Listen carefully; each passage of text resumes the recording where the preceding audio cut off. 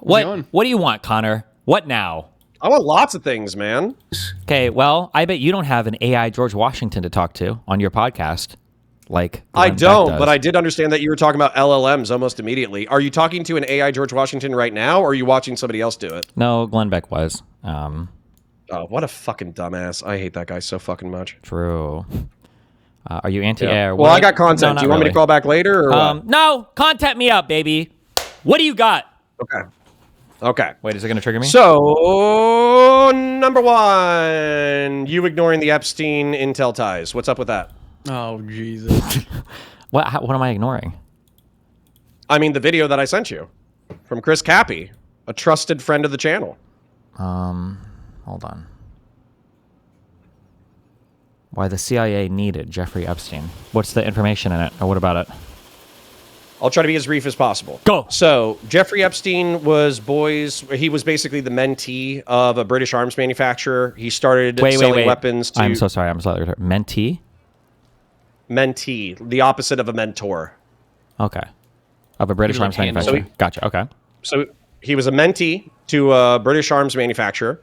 He helped put together a $1 billion deal in Saudi Arabia in order to sell fighter jets to Saudi Arabia during the 1980s and 1990s. The Saudi kings and princes were used to getting whores and booze and drugs and parties. And so Jeffrey Epstein was a facilitator of the whores and drugs and booze and parties in order to paper over the deals. And this is a documented phenomena. Then he, through his deals with Saudi Arabia, he met Adnan Khashoggi. You remember that journalist who got chopped up in the Saudi embassy a few years ago? Yep. This is this guy's uncle. Oh, okay. So Adnan Khashoggi was a arms dealer in the Middle East and North Africa.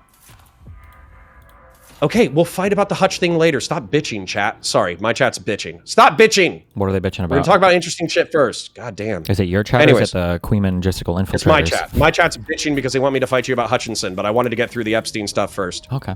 So, anyways, Adnan Khashoggi is an arms dealer. He deals in the Middle East and North Africa. He's a part of the Iran-Contra affair, where Reagan and Oliver North take weapons, they sanction bust, they sell weapons, they travel to Israel because you can't fly directly to Iran. Jeffrey Epstein facilitates this with Adnan Khashoggi, and they sell the weapons to Iran. They take the cash, they put it in a black ops slush fund that then runs guns and drugs in Central and South America for counter communist operations in Central and South America. Okay. Then Jeffrey Epstein, that's actually really important, but I want to add something else about Adnan Khashoggi. He also facilitated deals, and there's a picture of him facilitating arms deals in West and South Africa as well, via something called the Safari Club, which was a financial and arms trafficking export group that Adnan Khashoggi was a part of. Okay. So then, Jeffrey Epstein takes the fleet of vehicles that was under a CIA front. I think it was called like Southern Air Transport. They were the ones who were flying guns down to the Contras during the Iran-Contra affair. Wait, can I ask a quick question about that? It's kind of a... Yep. Did anybody ever get in trouble for the Iran-Contra shit? It seemed like some bad stuff, but I feel like nobody... Did they? So Oliver North, I think Oliver North got pardoned, but there were hearings in Congress for like 6 months because the entire operation was like black ops illegal shit that the Reagan administration did an explicit violation of a congressional prohibition. Yeah, okay. I just seemed weird that because I feel like I don't remember like a lot of negative shit from that, but okay, based. All right, go ahead. Well, basically, like the Republicans argued that Oliver North was an American patriot because he just dutifully carried out the orders of President Reagan, and then President Reagan said, "He who saves his country from communism commits no crime." Damn. Okay, super based. All right. Yeah. So in the wake of the Iran-Contra affair being exposed, he sells the fleet of vehicles to Leslie Wexner. And Leslie Wexner is the head of Bed Bath & Beyond, Victoria's Secret, and one other brand. Okay. That is very popular in the United States. Am I supposed to guess? Tracking? And one other brand. Palantir. Wait, what's... Yeah, it might be Guess. It might unironically be Guess or Gap or some shit like that. I don't remember. Oh. But anyways, Leslie Wexner uses the former CIA airplanes to start mass importing cheap Chinese goods into the United States for his fashion empire. But also there's allegations that Leslie Wexner was not only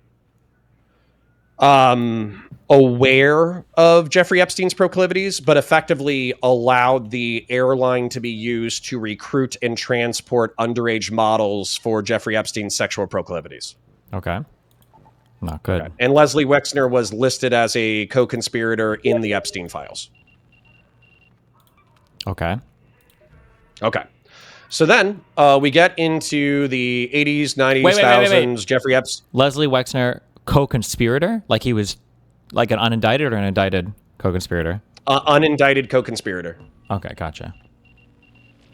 Now, Leslie Wexner also has intel ties because he's a part of a public pro-Zionist group that also is best friends with Ehud Barak, the former commando and defense minister of Israel.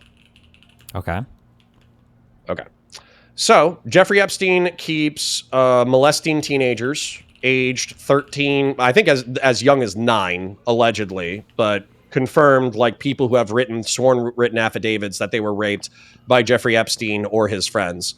13 to 17. There's plenty of people in that age bracket who say they were raped and trafficked in this circle.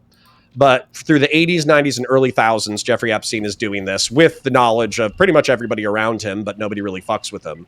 And then in the 2000s, Alex Acosta from the Southern District of Florida. When you say nobody fucks with him, you mean that as in like nobody messes him, nobody does anything to stop him, but they are all fucking with him, like slang wise. Yeah. Okay. Nobody is trying to stop him recruiting Okay. underage models. Gotcha. And having sex with them. Okay. Then, in the thousands, he obviously gets jammed up by Palm Beach County Sheriff's Office. The feds take over the investigation, including Alex Acosta. He goes from being charged with, I don't know, like 40, I think there were like 40 sworn written victim statements of the sex abuse that they suffered under the hands of Jeffrey Epstein. Okay. Those were sealed as a part of the plea agreement.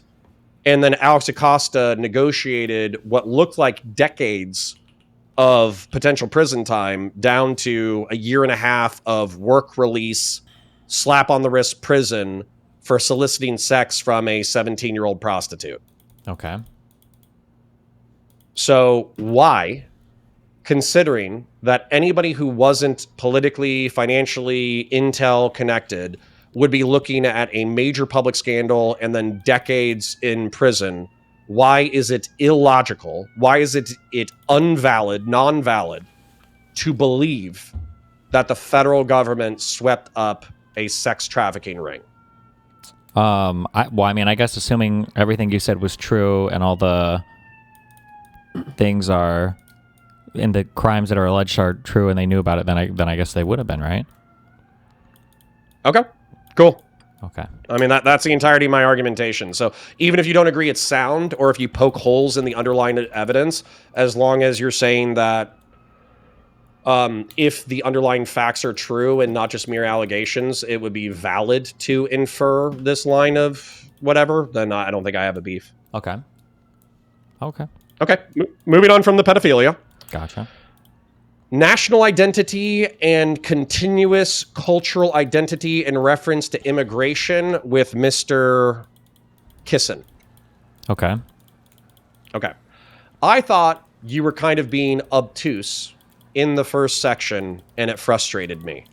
So what do you think is American national identity? What is the through line between all of the people I'll talk of about our this when I go nation? over the debate later, because I understand that some people are upset because they feel like I was being obtuse or whatever.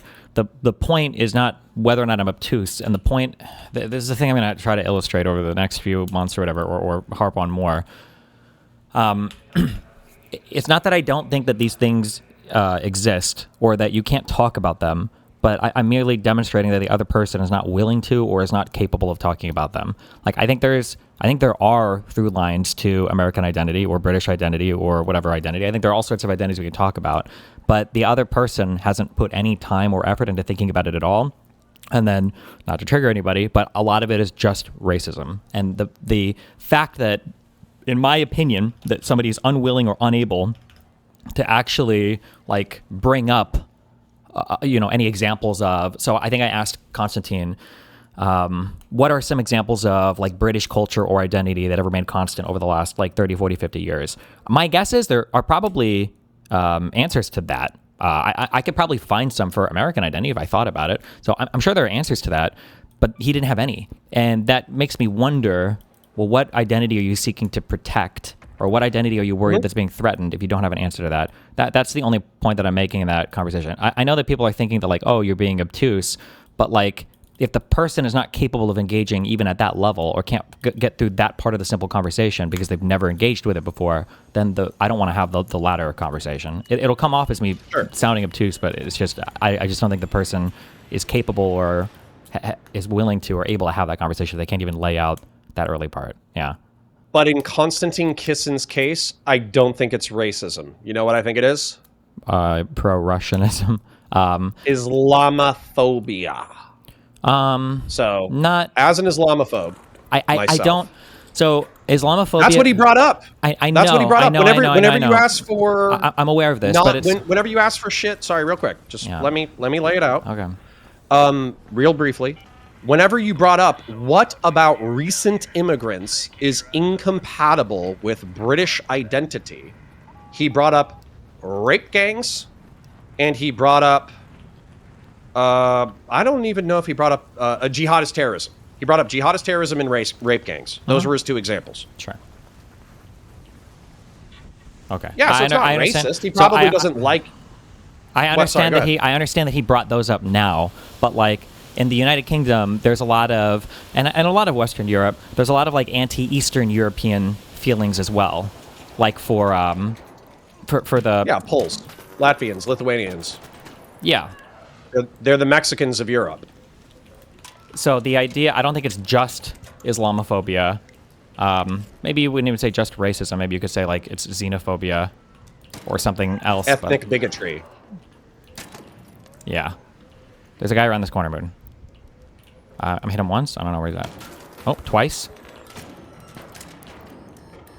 He jumped down. Well, yeah, but I just don't think that he might have brought up the immigrants are displacing the white working class of Britain.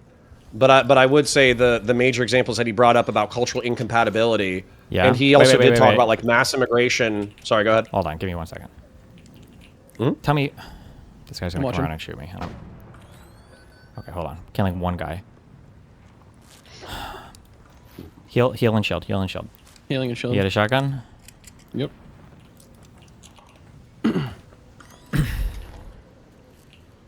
Okay, I hear him shielding. Okay.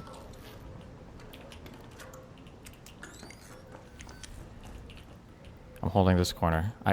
Healing again? The only weapon I brought is a fucking anvil, so.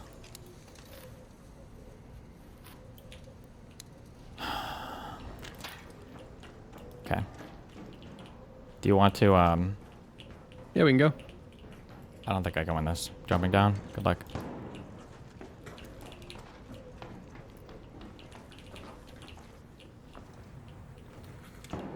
Fuck. Okay.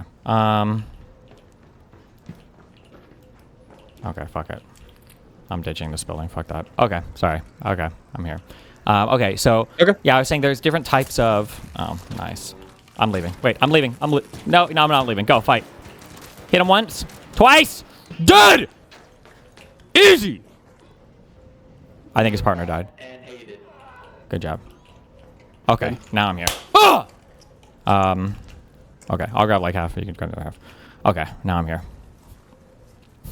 Okay. Xenophobia. You brought up racism, Islamophobic stuff.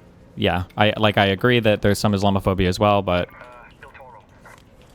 Okay, yeah. So I want to ask you, because I think national conservatism is a philosophy that we're going to be contending with for decades to come. Okay. Effectively, that it like quote unquote indigenous, even if they're like multi-ethnic, multi-religious, multilinguistic societies, there's going to be a bias against recent immigrants, regardless of whether or not they're from Eastern Europe or regardless of whether or not they're Muslim. Okay. But I guess my question to you is, it seems like Wait, real quick. Can you just implied- real quick? I probably understand what you mean, but can you tell me when you say national conservatism, what exactly are you? So it's a political philosophy that's common in Hungary. I also think that recent speeches from Marco Rubio and J.D. Vance have a lot of national conservative touchstones. Okay. It effectively says that the nation is the people of a country. The state advocates in their interest. And if there are demographic or ethnographic or drug or criminal or war threats to those people, it's the state's responsibility to be loyal to its people first. Okay. Yeah. So if you look at a lot of rhetoric coming out of Marco Rubio's Munich speech, J.D. Vance whenever he opens his mouth, or a Hungarian politician whenever they open their mouth, it's all national conservative touchstones. Okay. So Moon, when you can, come down here and pick me up. Yep, I'm on the way. I feel like also- I think that. Sorry, go ahead. Isn't this kind of the definition of a nation? I guess like the more specific thing is probably like more narrowly defining who the nation is or whatever, right? Or the people of the nation state, what that means. Well, I agree. Yes, I agree with you. But then here's a question for America, because America is a propositional country. The United States of America is a propositional country where we have like a civic code of ethics that people can subscribe to, which then makes them American. So then my question to you is a Indian American, a guy who was born in Gujarat, but he immigrates, is he a member of the nation of the United States? Is he one of the people? I mean, insofar as if he has a green card or is a naturalized citizen or whatever, yeah, right? It's like Well, a I mean, I big think tenet of so. I'm a America, civic right? nationalist. Yeah. I'm a paperwork nationalist. So yeah. Okay. But the national conservatives, they posit that nations are not born out of subscriptions to vague ideological whatever. They're born out of effectively like familial tribalism that then becomes community tribalism, that then becomes like ethnic tribalism, that then becomes national tribalism. And so their whole argument is they take like a bottom-up approach to nationalism. And so as a result, a Indian might immigrate to the UK and he might even become a British citizen. But if he still identifies with his ethno-linguistic racial group first outside of his British identity, then he's actually not a part of the nation. Okay. Yeah. I kind of So- I'm here on a touchy-feely basis, but I don't know what this grounds out in. But okay, I'm following you. So yeah, so then it kind of becomes a question of morality. So it sounds like from a liberal worldview, I think you're a liberal. I think you believe in maximal human freedom. You think that from a maximal human freedom standpoint, people should be able to they should be free to travel and integrate into whatever societies best meet their needs, right? And then once they integrate into those societies, they become a part of the nation. Sure, with the consent of those societies, yeah. Well, that's actually exactly where I was going. So, do you think that it is immoral, immoral, for Poland or Hungary or other European nation states to say, we do not want other people from other nations coming into our nation state? I don't think the only hesitancy I give here is I don't know. There's some like fucking UN charter that contradicts that, but assuming there's not, no, I think that a country has a right to control its borders in the way that it sees fit. Yeah, I'm gonna broadly say that and assume you're not gonna do anything crazy with that, right? Like I wouldn't say, for instance, I'll try not to. I yeah. was just gonna try to Like, steelman sure. Constantine with it. Just to say, like, I wouldn't be okay with the country saying we only allow the immigration of women because we want to mass rape them, or we only allow the immigration of black people so we can use them as slaves or something. But that has to do with more domestic policy. But for the most part, like, I generally agree. What if we only allow high-end, high material wealth, high intelligence, Sikhs, Hindus, Eastern Europeans, Christians, agnostics, and atheists, but we we discriminate against Muslims? I mean, I think if a country, there's several different levels to this. So I'll go from the bottom up. So for me, I wouldn't want my country, I think, to have that sort of immigration policy. I think that another country could have that immigration policy, even if I personally maybe wouldn't agree with it. And then obviously you would have to be bound by whatever UN or EU thing that you're a part of. So like the UN, or if you're part of the EU, you might be required to take some number of asylum seekers or something like that, regardless of religion or whatever else. Yeah. Okay. What I would argue is that the national conservatives in the United States, and actually let's keep it on Kisin for a second.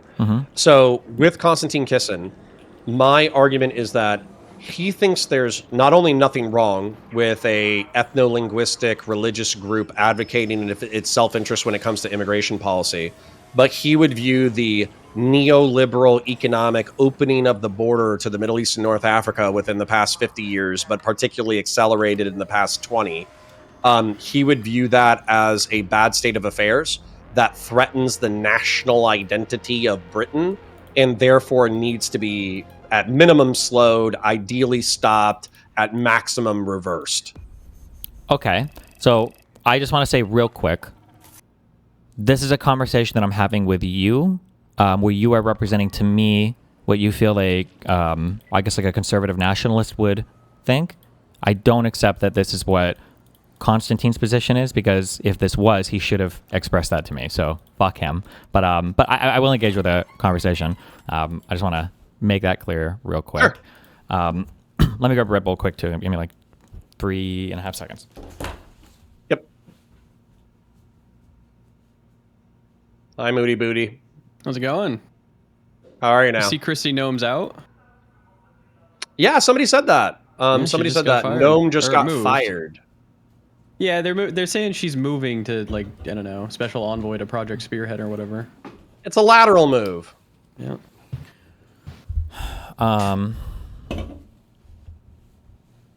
Okay.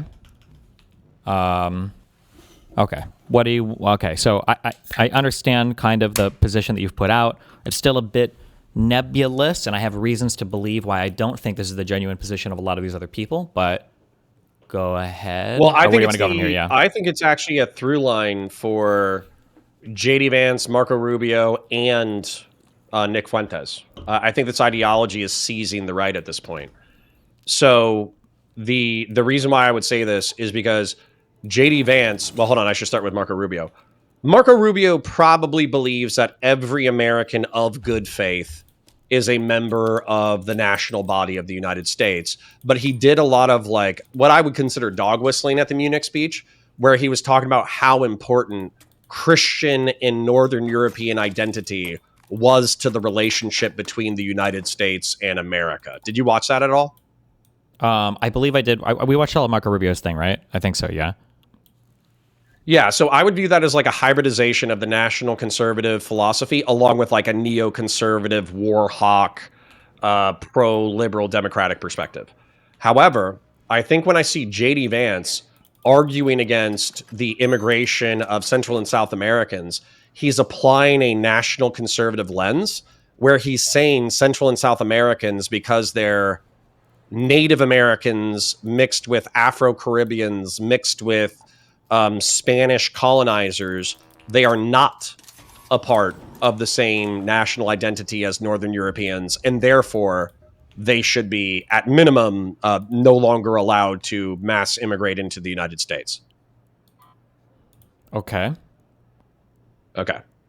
And then with Fuentes, what's interesting about this is because this is a true delineation between like the hardcore national identitarian movements of Fuentes and also the national conservative movements of J.D. Vance and Marco Rubio, is that Fuentes says our nationality is not, race isn't everything, but it's not nothing. Our true collective tribal identity is Christianity.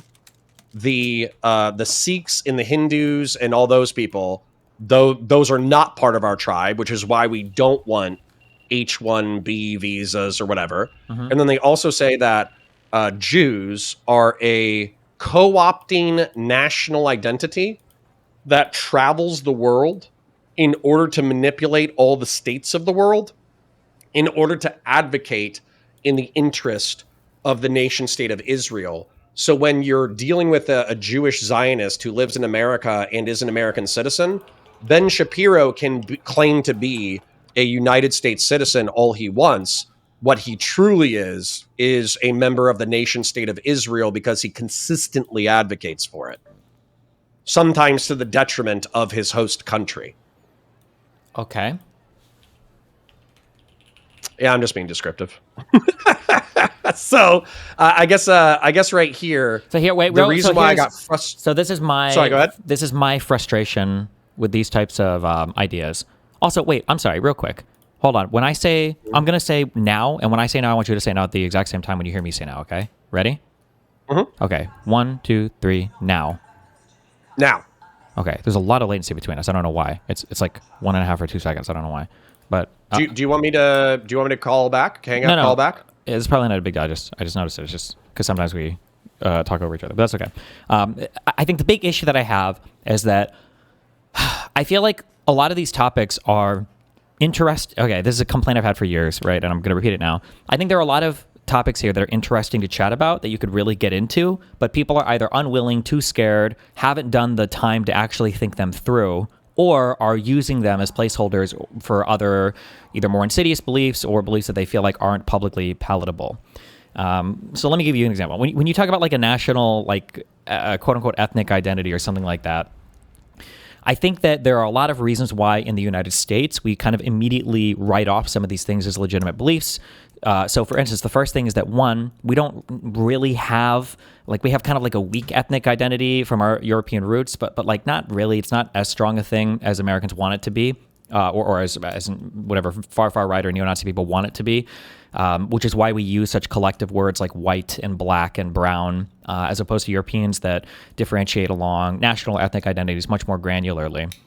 So I think that when people have this conversation, they're not... they're just not engaging with it where they're speaking substantively about any of the underlying things. They're speaking very broadly about the things, and they're not like drawing... Fuck, even my answer here feels airy. Like, I just don't have anything to work with. Like, if somebody were to say, for instance, somebody says, if you lived in a nation of 1 million Americans and 10 million Chinese people wanted to immigrate, would you be okay with that? I would say no. That doesn't feel right to me, right? 10 million people from another country are going to come and overwhelm me 10 to 1. That just feels wrong for a variety of reasons. And if we sit there and think about it, we can probably explore why. Well, I feel like whatever interests I have are going to be completely and totally overwhelmed and dominated by the people coming in. I feel like, like having a single group like that come in, it seems like they're going to turn my country into their country. Basically, as I explore that, I'm going to say a lot of things that sound like what conservatives say when they express issues about, migrants coming from other areas. But then the thing that makes me not believe those arguments as much from an intellectual perspective when it comes from conservatives is that argument that I just gave, would I be okay with 10 million Chinese people coming in if I had a country that was just 1 million people? They'll use this argument to describe an invasion, but then they'll describe all immigrant classes together. And it's like, are you telling me that Mexicans are going to import the same value as Italians, who are going to import the same values as people from Africa, who are going to import the same values as people from Hong Kong? Like, it doesn't make sense to lump all those together if that's a thing that you legitimately care about. And then the most important thing is, I never hear these people identify a core value or thing that they want to protect, which is also like another weird thing. Yep. I shouldn't say weird. I should say it makes me suspicious about what their motivation it's nefarious. is. Yeah. And then on the final point here, and I think I just realized this actually while I was in London that I thought was kind of funny. When conservatives cite changing cities, when they cite like demographic change, they always cite things about the changing demographics of large cities, but conservatives always call out and fucking hate city culture. It's never the culture they want to preserve, which I think is funny too. So anybody that's going to complain about like immigrants coming into this country and changing the culture of the country, they're going to be the first people to say like the major cities are filled with like elites and coastal elites and liberals, and they don't represent like good old, like I guess Britain or good old American country values or whatever, which I think is interesting as well. Which just makes me, there's so much ambiguity around everything they say. It makes me doubt the truthfulness of their motivation sometimes. Yeah. Go ahead. Well, I think they might not even fully understand their own motivations. So Possibly for instance, that too, yeah. When I say doubt the truth, I don't mean to imply they're lying, but there's something else that's happening. Yeah, go ahead. No, I was just going to say, part of my frustration with hearing you appealing to the ephemeral nature of culture, part of the reason why I got frustrated with it was because I heard you make the same arguments with Nick and Lauren and Sargon like 5 years ago. Now, maybe it's to their discredit that they haven't come up with coherent argumentation since then. But I think that if you look at the through line of their argumentation, even if they can't identify it, it's probably going to be for most American anti-immigrant people, illegal immigration from Central and South America. And so it's going to be anti-Hispanic.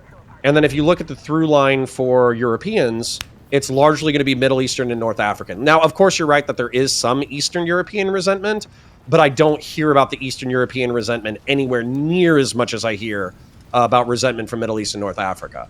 And so I think it's just conservatives shittily articulating the groups that they do not want to immigrate to their country and fighting against it on some kind of like identitarian principle, which can be Christian, it can be white, it can be linguistic, but it's rarely is it coherent. Sure, that's fine. But I mean, like I said, like I can have that discussion, and I actually think it's a really fascinating discussion to have. But if the I was kind of surprised that you said that that a nation state should be able to control its own borders, even if they're like a ethno-religiously, linguistically homogenous state.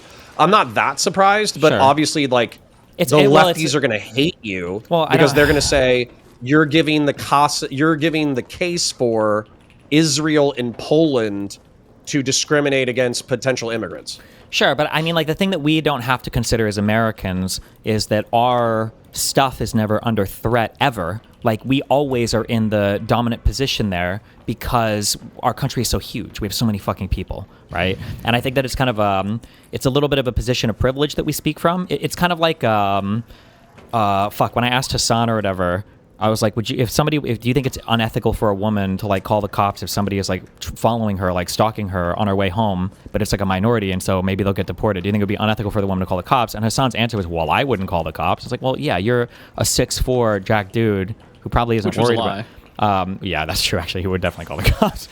But like you're speaking from a position of extreme privilege there. So yeah, like in the U.S., we'll say things like, "Oh, you should never discriminate against like religion or blah blah blah," and it's like, I don't know if that's a hard rule or if we're just speaking from the position of we're a huge country and we're realistically never going to be threatened by that many of a different type of people coming in anyway. So yeah, I have an open perspective on that, yeah. Well, but then the ethnographic fear, the demographic fear and you hear this echoed from powerful people. You hear this from J.D. Vance. You hear this from Elon Musk. You hear this from Nick Fuentes. You hear this from the distributist. And I actually want to give you a specific example with the distributist because I actually totally like reoriented the way that I thought about his content recently. The fear is that it does seem to be like the fear of decolonialism. And what I mean by that is Northern Europeans have been so dominant economically, culturally, technologically, whatever, for so long. And our population has gone below demographic replacement, so 2.15. Sure. The entire planet is catching up with us. So even in Africa, in the Middle East and North Africa, the fertility rates are dropping, but they're still higher than ours.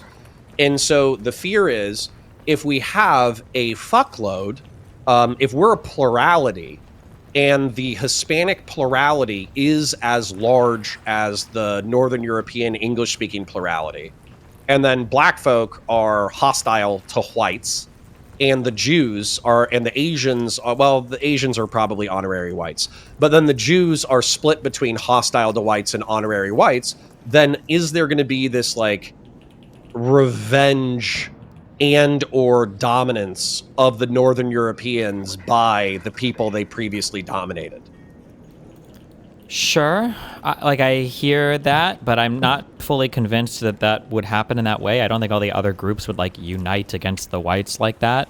And again, to take this argument from somebody more seriously. Yeah, but am I going to have to watch the Super Bowl in Spanish? Probably not. Is the halftime show going to be dominated by gays making out with each other? I'm sure there's going to be Latino music bumps in the background and Latinas twerk. Dominated by, maybe, I don't know about dominated by, but I mean, like, culture is always changing. That's like a thing that is happening. Like, there's a lot of conservatives that don't like, I don't know, scantily dressed women, for shit. I mean, I don't know what you want me to say to that. Like, I can't promise that. No, I'm appealing to their sense of being the frog in the boiling pot. Sure. I guess like the reason why I'm reluctant to engage with you on this argument, or we can engage on it, but the issue that I have is that they never articulate things from the other side that they're afraid of or that they're trying to, be protected from.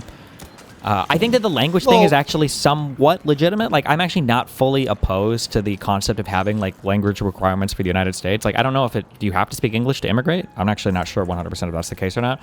Like, I'm not, like, fully... No, I don't think we have a national language. As a matter of fact, whenever we bring up codifying a national language, they might have done some, like, federal executive order bullshit. Yeah, but sure. I know we don't have a national language. Passed it. I know we don't have a national language, but, like, we give tests for immigration, and if all the forms are in English, then you might have to know English to do that, right? You might as well, yeah. But I'm not sure. I just don't know the answer to that.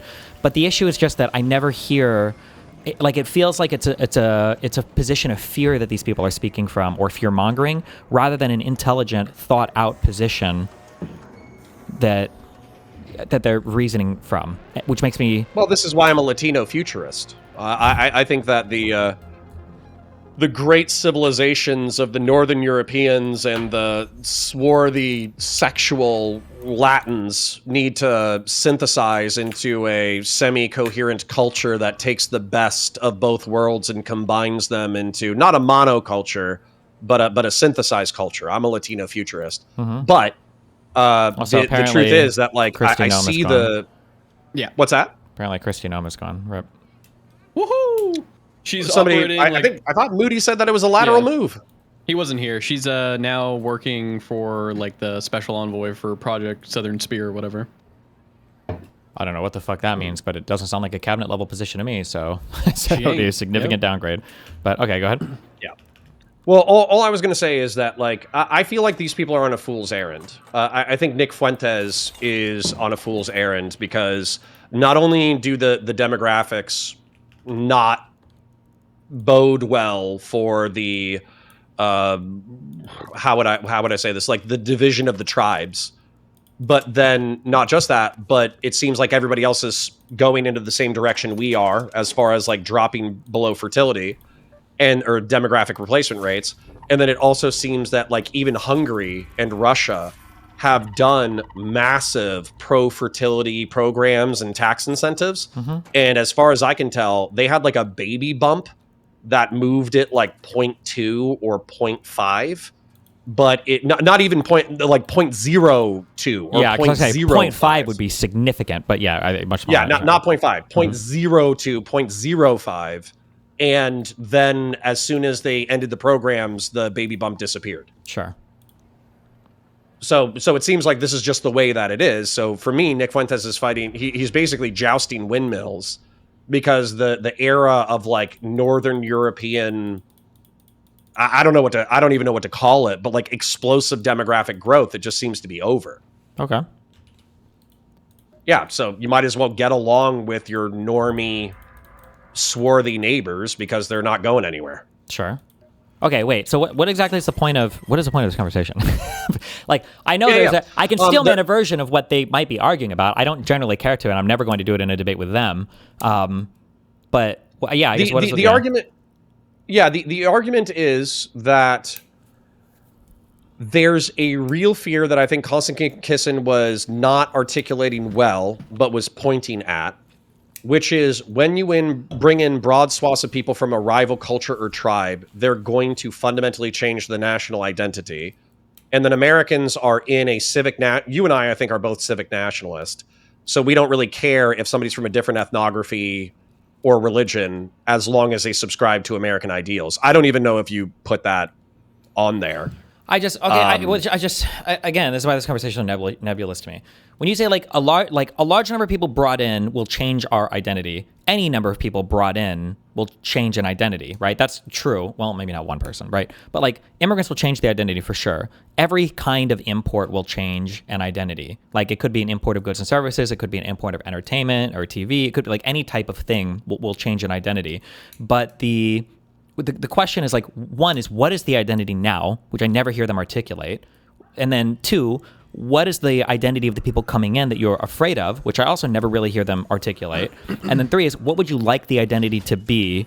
And then is this like a worthwhile goal to pursue? And then do the people coming in hurt that goal of what we want the identity to be? And whenever they speak about these things, I'm going to answer. Sure. Whenever they speak about these things, they do 2 things that drive me crazy. One is vague dog whistling or allusions to like ethnicity, which is like, if we want to make it an ethnic thing, then let's just make it an ethnic thing and go from there. And then 2 is the talk of crime, which I hate. And we didn't really get into this, and some people thought that I was just being evasive on like the rape thing or whatever. Like, if you're going to tell me that you want to preserve your culture, and you're worried about other people coming in and changing the culture. And it's like, well, what is the culture that you're worried about? It's like, well, there's a lot of rapists. It's like, what? First of all, I don't believe you. That like, so you're saying that if we brought in the exact same amount of people, but they had 0% rape, would that move the needle at all on them for you? The answer is no, it wouldn't. They might say yes for the person, but it really, no, it wouldn't. It wouldn't, though. It absolutely would not. It would? You'd be okay with a million. I don't believe it, and nothing you say, I'm sorry, nothing you say will convince me otherwise. That they would be okay with 5 million brown Muslims coming into the country, and if they had 0 rape, they would be way more okay with that, or even marginally more okay with that than if there was no rape at all. I don't believe that at all. Number one. Number 2. Well, I mean, they would move to different things like jihadist terrorism and IQ and cousin fucking. Sure, meaning that the rape thing. But if we could take 1 million Japanese, I think like plenty of people would be like, "Fuck yeah, bring them in." Yeah, but the difference is not just crimes or just rapes. Like, there's going to be more differences that they're alluding to there, even if they don't, I guess, realize it. But like, when people just point out like a crime thing, like rape is generally illegal in a lot of the countries that these people come from as well. It's not like rape is like necessarily. Yeah, but hold on. I want to ask you something, because you said something that I thought was wrong during the debate. Do you think that crime is cultural? Do I think that? I think that it can be, but I don't think it's like ethnically essential. And yes. I think that it's worth having a conversation about like, how do we prevent people that are likely to commit crimes from coming to the country? Like, I'm not opposed to having that conversation. Yeah, like, that's all I wanted to get at. Sure. It was a flippant statement in the middle of the debate, but you're like, crime isn't a part of culture, and I was like, it's because it's such a loser. You're such a worthless human being. If I'm asking you, like, defend your culture or talk about the epitome of your culture, like, well, crime is low. Like, nobody in talking about the great civilizations of human history, in celebrating like the great achievements, or nobody's like, well, in ancient Rome, the burglary and arson rate was actually one of the lowest per capita, 100,000, according to the study of any ancient civilization. Nobody talks about that. It is the most cowardly retreat. We do? You think we don't compare Mongolians and Greek civilization and say the Mongolians are cool, but they were barbarian, monstrous, raping, murdering pieces of shit? And then like same thing with like Rome, like Romans were obviously like incredibly violent, militaristic pieces of shit, but if you lived in Rome, it was like, compared to the rest of the world, it was relatively a stable society. Of course we do. I don't think that has to do with their... Fuck. And I hit him too, but you guys didn't do the damage. I didn't do shit. Losers. That's okay. I don't know if I would consider that to be like crime. Like the Holocaust. Well, it's not crime because they didn't consider it criminal, but we consider it immoral, right? Like the Vikings when they went on raids wasn't so crime. We would talk about that, right? Like if you have a culture of like raping or holocausting or, you know, like imperial invasions and stuff like that, that's bad. But I don't think that's like I wouldn't consider those. I know you're not going to take me to context, but I would consider that like crime, right? Like a military invading a country and doing mass rapes to the people. That's a different thing than just like domestic crime, right? Sure. Yeah. I'm just saying in general that like if the only defense you have of some culture you want to protect is like a low crime rate, that just seems like a very basic level 1 like low kind of answer that doesn't really tell me anything about what it is that you value about a particular culture or what it is you want to preserve about a particular culture. Can I answer on their behalf? Because I think they're either so incoherent or too pussy to actually answer the question earnestly. Sure. So when it comes to the J.D. Vance national conservatives, it's Northern European white Christians. Okay. That's the culture they want to preserve. And then when it comes to Konstantin Kisin, I think it's pretty much just the British Empire minus Muslims. Because I think if Konstantin Kisin was talking to like a random Indian or a random Sikh or a random person from Barbados or the British Islands, the Virgin Isles or whatever, he wouldn't be like, "Oh, you're not a member of the British Empire. Get out." Like he would probably be like, no. Like we have a colonial history. We've been together forever. You know, you're a British subject. We share this history. But when it comes to the asylees and the economic migrants of the 2010s, I think that if he could, he would say, get out, because he correlates belief in theocracy, jihadist terrorism, and racist and religiously bigoted mass rape with Muslims. And he thinks he has the stats to back up that these social phenomena are unique to Muslim immigration. Okay.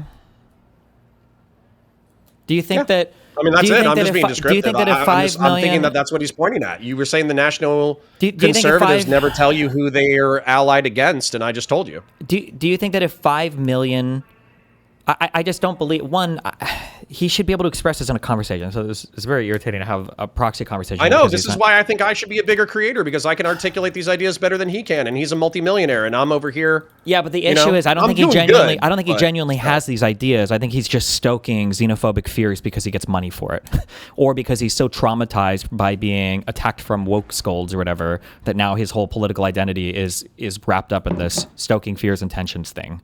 Like if you were he's just a member of the contrarian right, and he knows that if he says, yes, the right wing is bad for XYZ, but have you ever thought that the left is worse? Yeah, I know, but that's not. But then you're not like shitloads of cash. We're not like that's the grift I should have done. Oh my god, I should have done that grift. Sure, but then you're not steelmanning his position. You're steelmanning the position that he has the aesthetic of, right? Like you will never have to come to my stream to steelman Nick Fuentes. I know exactly what he believes, and he can say exactly, and he's not retarded, and he's not illiterate, and he's not inarticulate, so he can express exactly what he means. When you have to come and you have to do all this work to try to explain like what these like edgy, centrist, but actually conservative retards believe, it's because I don't think they actually have that foundation of belief. Because otherwise, you know, not to jerk myself off, but like I'm probably the most willing person on the left of my size that would be willing to critically engage with these conversations, and I wouldn't even say concede a lot of ground, but like reasonably share a bridge with a lot of these things, right? Like you said earlier, like I will admit that it's fine for a nation to want control of its borders, even along ethnic lines. That generally when people are mad about this, usually they're just talking about Israel or they're talking about Americans being racist, but like more or less every other country on the planet kind of believes this. They just don't have the same, quote unquote, threats to them in the way that we do, right? Like there are a lot of, I don't know if I'd say a lot, but there are some Muslim countries, Arab countries, that literally have their ethnic majorities built into their state constitutions. But it's not like nobody's like mass migrating to fucking Pakistan, or nobody's mass migrating to Qatar or whatever, so they don't have to worry about it as much, you know? His unwillingness to engage in the conversation means he's either stupid, a bad faith actor, or knows that he can't defend the actual beliefs in front of me. I don't know. I hope he video games. I mean, or he found his niche. I try to never assign to malice what can be explained by either incompetence or ignorance. So he could have just found his niche, which is, hey, the right wing's bad, but have you ever considered X, Y, Z thing about the left wing and how it's worse? Because I mean, fuck. Yeah, but even on that end, it seems like he kind of failed, because when I pointed out that, like, for the immigration stuff, the Conservatives failed massively, and the Labour Party seems to be delivering more in the UK than Labour ever did, it seemed like he was unable to or unwilling to engage with that. Yeah, so hold on. Something really important in chat. Somebody said, basically, Conor, you're not pressing Destiny sufficiently. Can you tell him next time he debates Konstantin Kisin, can you call him Constantly Kissing Boys? Okay. That's the quality of chat that I got going on. Okay. Anyways, so I feel like I've sufficiently articulated national identity, so I don't really want to loop on it if I'm being descriptive. And then when we get to descriptive, you're like, okay, I understand these descriptions, but my opponents need to be sufficiently less pussy in order to just own their shit. I disagree. So I just agree, excuse me. Sure. So I don't know if I really have anything to press you on here. I think where some of your critics got frustrated is when you just kind of say, well, culture's ephemeral and it changes all the time. that doesn't feel like a substantive addressing of the anxiety of mass immigration. It's not. But I also understand it's that not. But it's because the other guy won't put out with. an actual fucking position. So I don't even know what I'm having a conversation. Like I'll gladly engage with that conversation. And if he actually wanted to engage with that conversation, I think that there are challenging questions that he could pose to me, or at least to like a standard liberal, progressive, or whatever, that would actually be difficult to answer if they were trying to engage with a conversation of good faith as well, right? Like one of the things, like here's kind of a hidden, here's like a hidden debate hack that I don't think a lot of conservatives engage with. It's kind of just taken for granted that immigrants will always vote to the left. But like, what if it was the case that a whole bunch of people wanted to immigrate from, I'm trying to think of an example besides Israel, because that's the one that they would get the most mad about. But like if you knew there was a country where like 95% of the population voted right wing and 2 million of them wanted to flee or come to the United States, would you be okay with the mass migration of 2 million right wing voting people from the country of Nazistan? I don't know if progressives or liberals in general would bite the bullet on that. They might actually start to throw up issues with that, but then it's going to be really, really, really hard for them to articulate why that's why is our crosslight turned off? It's going to be really hard for them to articulate why they wouldn't be okay with that without them immediately crashing into a Republican talking point, right? Well, demographic change is going to lead to a different type of vote. Ooh, hold on, I can't use that answer. Well, people that have a fundamentally different value system than me, well, okay, fuck, I can't use that answer. If they all come from maybe the same kind of sort of ethnic background, I definitely can't use that, right? Like I think there would be challenging questions that they could ask there, but Constantine didn't even have any basic like level 1 questions. Like I don't know if people are aware of this or not. People get frustrated with me in these conversations, and they should be frustrated with the conversation or with Constantine. You can tell by the conversation that we had that he has never critically engaged with these topics before, with the person that is like challenging him on them. It's just never, ever, ever happened before. And I don't know. I think it's really bad. I think that's pretty fucking pathetic. Also, you guys need to... I turned it on. Oh, okay, I got you. You're good. Okay.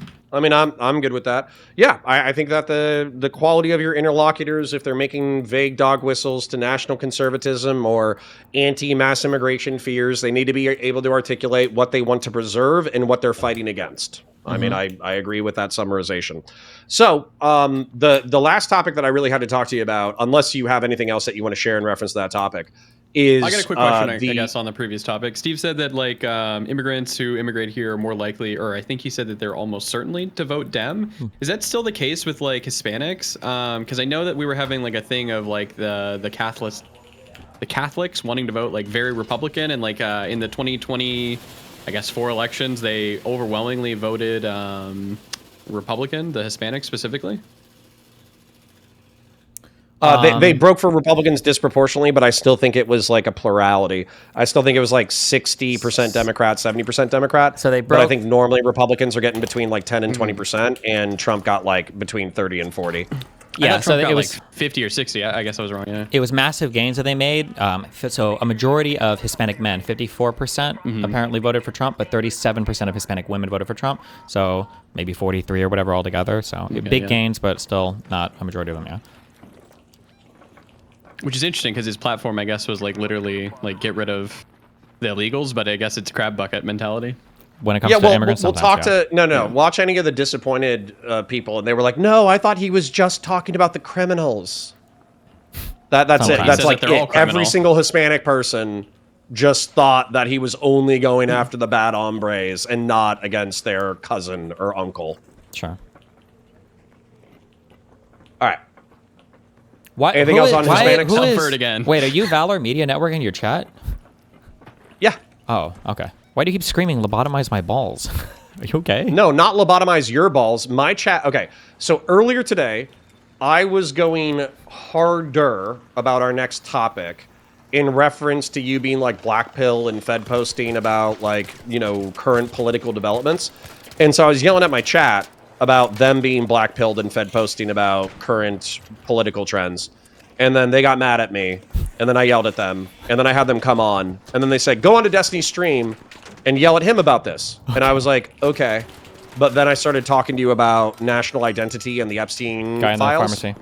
And you haven't been a twat, so I'm not yelling at you. So they're disappointed that I'm not yelling at you. And so I'm telling them to lobotomize their own testicles. Gotcha. Okay. with an ice pick. Thanks. Unork for $2. Thank you, King. So, all right, next topic. Maybe we can get spicy. Maybe we won't, because like I said, my editor cucked the content earlier. Okay. Okay. So what do you think is the actual difference between you and Hutch in reference to your political outlook for the midterms and 28? Did you see the end of our conversation? I didn't. Okay. I only got like 30 to 40 minutes into it. I think at the end of our conversation, I think I kind of sum it up pretty well. He doesn't think that the situation is as dire as I believe it is right now, and he believes that his prescription will lead to like long-term a healthier, better republic, whereas I believe that mine will, and I think that his will take us on like a medium-term path to ruin. Okay. What prescriptively? So, for instance, like I talked to Lonerbox about this the other day. Lonerbox came up with like half a dozen prescriptions that I really liked. They were like reform the pardon power, create a exclusion to the pardon for treason and sedition, create a DOJ task force specifically for treason and sedition. There was I have them written down right here. So I'll find the other ones. But also have the FCC enforce disinformation laws that are already on the books, and if they're insufficient, pass new laws. And then also codify the 14th Amendment insurrection clause to have a due process, and then follow said due process. And those are the ones that I liked. He also recommended packing the courts, but I didn't like. So out of the recommendations, and he actually said that this is like a legislative priority. Like, win in 26, get a Democratic president in 28, and these safeguard legislations are the priority before anything else. We must secure the republic before we do anything else. And I'm okay both with the prescriptions and with the immediacy with which he wants to execute them. My question to you is, what is missing from this list of reforms, and how are you going to execute them? Nobody seems to understand this point of like, this is a conservative brain. Oh, but you're like a conservative. Oh, you're not a MAGA conservative. I need MAGA friends here to explain this concept, okay? You guys, when you talk about this, you always talk about like working within the framework of the system with the best faith adherence to the Constitution. What are the things that we should do in the future to repair our republic? And I don't know how to make your brain work the MAGA way. For MAGA, they go, this is the outcome we want, and how do we get there? This is the meaning of the term, Pisco and your lawyer friends will use all the time, pretextual, right? Is that if I know the outcome I want, I can make any legal reason to get there. And grammatically, at the very least, it'll fit, right? Now, in the best faith, or really, application of law in terms of good faith, maybe not, but like we can get there somehow. Is this how we got the unitive executive theory going on? Yeah, exactly, yes. Which I'm pretty sure comes literally from a single fucking sentence in the Constitution, which is retard interpretation. But if you want to get there, getting there is easy. I just need people to want to get there. And then when we get there, or like if they want to get there, then we can figure out how we want to do it. But it's the matter of like, you have to figure out first if you want to get there. But then if you want to get there, then it's a matter of convincing the American public to want to get there, because I don't think the American public wants to get there either. But this idea that like, well, we need a particular plan or thing to do, and it's like, I guess, but I don't know if we would have the appetite for literally anything adventurous. Like even when it comes to like abolishing the filibuster, which is like a procedural thing that would clearly be like a thing that wouldn't be bad faith to the law or whatever. Like people aren't even on board with that. So. Right, but I think that I kind of am, because I think the immediacy with which the reforms that are needed in order to safeguard the republic are so important that nuking the filibuster in order to do so would be necessary. But not talking about me specifically. The outcome that I think is often assigned to you is you want to punish MAGA such that the Trump cult and the MAGA sycophants and enablers know that they cannot do the kind of shit that they've done for the past decade without consequence. That seems like the outcome that you're pushing for. Am I wrong? Kind of, yeah, but not really without consequence. I just don't want them to ever do it again because the consequences are so dire, right? So I'm trying to punish political behavior in a way that I would ordinarily never want to punish political behavior, which seems to require a little bit of stepping outside of the system that I would idealize. Yeah, we haven't gotten there yet, but I guess that's literally the next question. The next question is, what are the punishments? So for instance, you Yeah, brought you know what? up I have a list actually. prohibiting- A guy emailed me, and I think that these are all based. Okay, ready? Okay, I'm ready to write them down. Go ahead. Okay. He said, if I were elected president in 2028, just off the top of my head, I would try. 1. FBI seizes X.com domain, raids all of Musk's businesses and residences. His communications with Putin probably violates ITAR and FARA. Don't really care if I can prove it. While we're at it, let me get a golden share for 100% of SpaceX. Number 2, immediately freeze accounts of everyone related to the Trumps and Witkoffs, anyone with a hint of the crypto shit on them. Number 3, deploy the IMEF to El Salvador, depose Bukele or whatever. Presidents can just do that, right? Seize all documentation about individuals held at CCOT, etc. Fuck it, let's have the Marines knock some doors in the Cayman Islands too. While we're at it, Ireland owes me some tax proceeds from our largest corporations. Fuck those guys too. Number 4, send U.S. Marshals to every pardoned January 6ther. Our position being that mass pardons aren't effective. We can just grab them, put them back in jail. No need to tell anybody. Maybe we won't even have timely responses to court orders. Randomly move them around a bit. That's cool now, right? Better yet, let's deputize some trigger-happy new ICE hires to make those arrests. 2 birds with 1 stone, right? Next one, arresting random people. Fuck it. There are thousands of pending habeas petitions for illegally arrested Americans, residents, and aliens currently held by ICE and CBP. Usually, my standard for prosecution is if I, the prosecutor, believe they are guilty and am essentially positive I can secure a conviction. The litmus test for the new DOJ hires should instead be about 1% confidence in each element. The process is punishment enough. Next one, we can establish deterrence elsewhere too. I am extremely pro-Israel, but Bibi seems to have decided that he's a Republican. I'll address the Knesset and let them know this is the last time any American official ever speaks to any Israeli official until every party in their entire ruling coalition is in the minority and all of their leaders are private citizens. Also, fuck it, move a carrier into the Black Sea and one into the Baltic. No fly zone in Ukraine. All Russian men and material have 7 days to remove themselves from our 92 borders, or I can do it for you. War's over. Thanks for playing. Next one is... oh no, would this be unpopular? Will we lose the midterms? Who cares? Motherfucker, I'm the president for 4 years. Next is, I can do worse.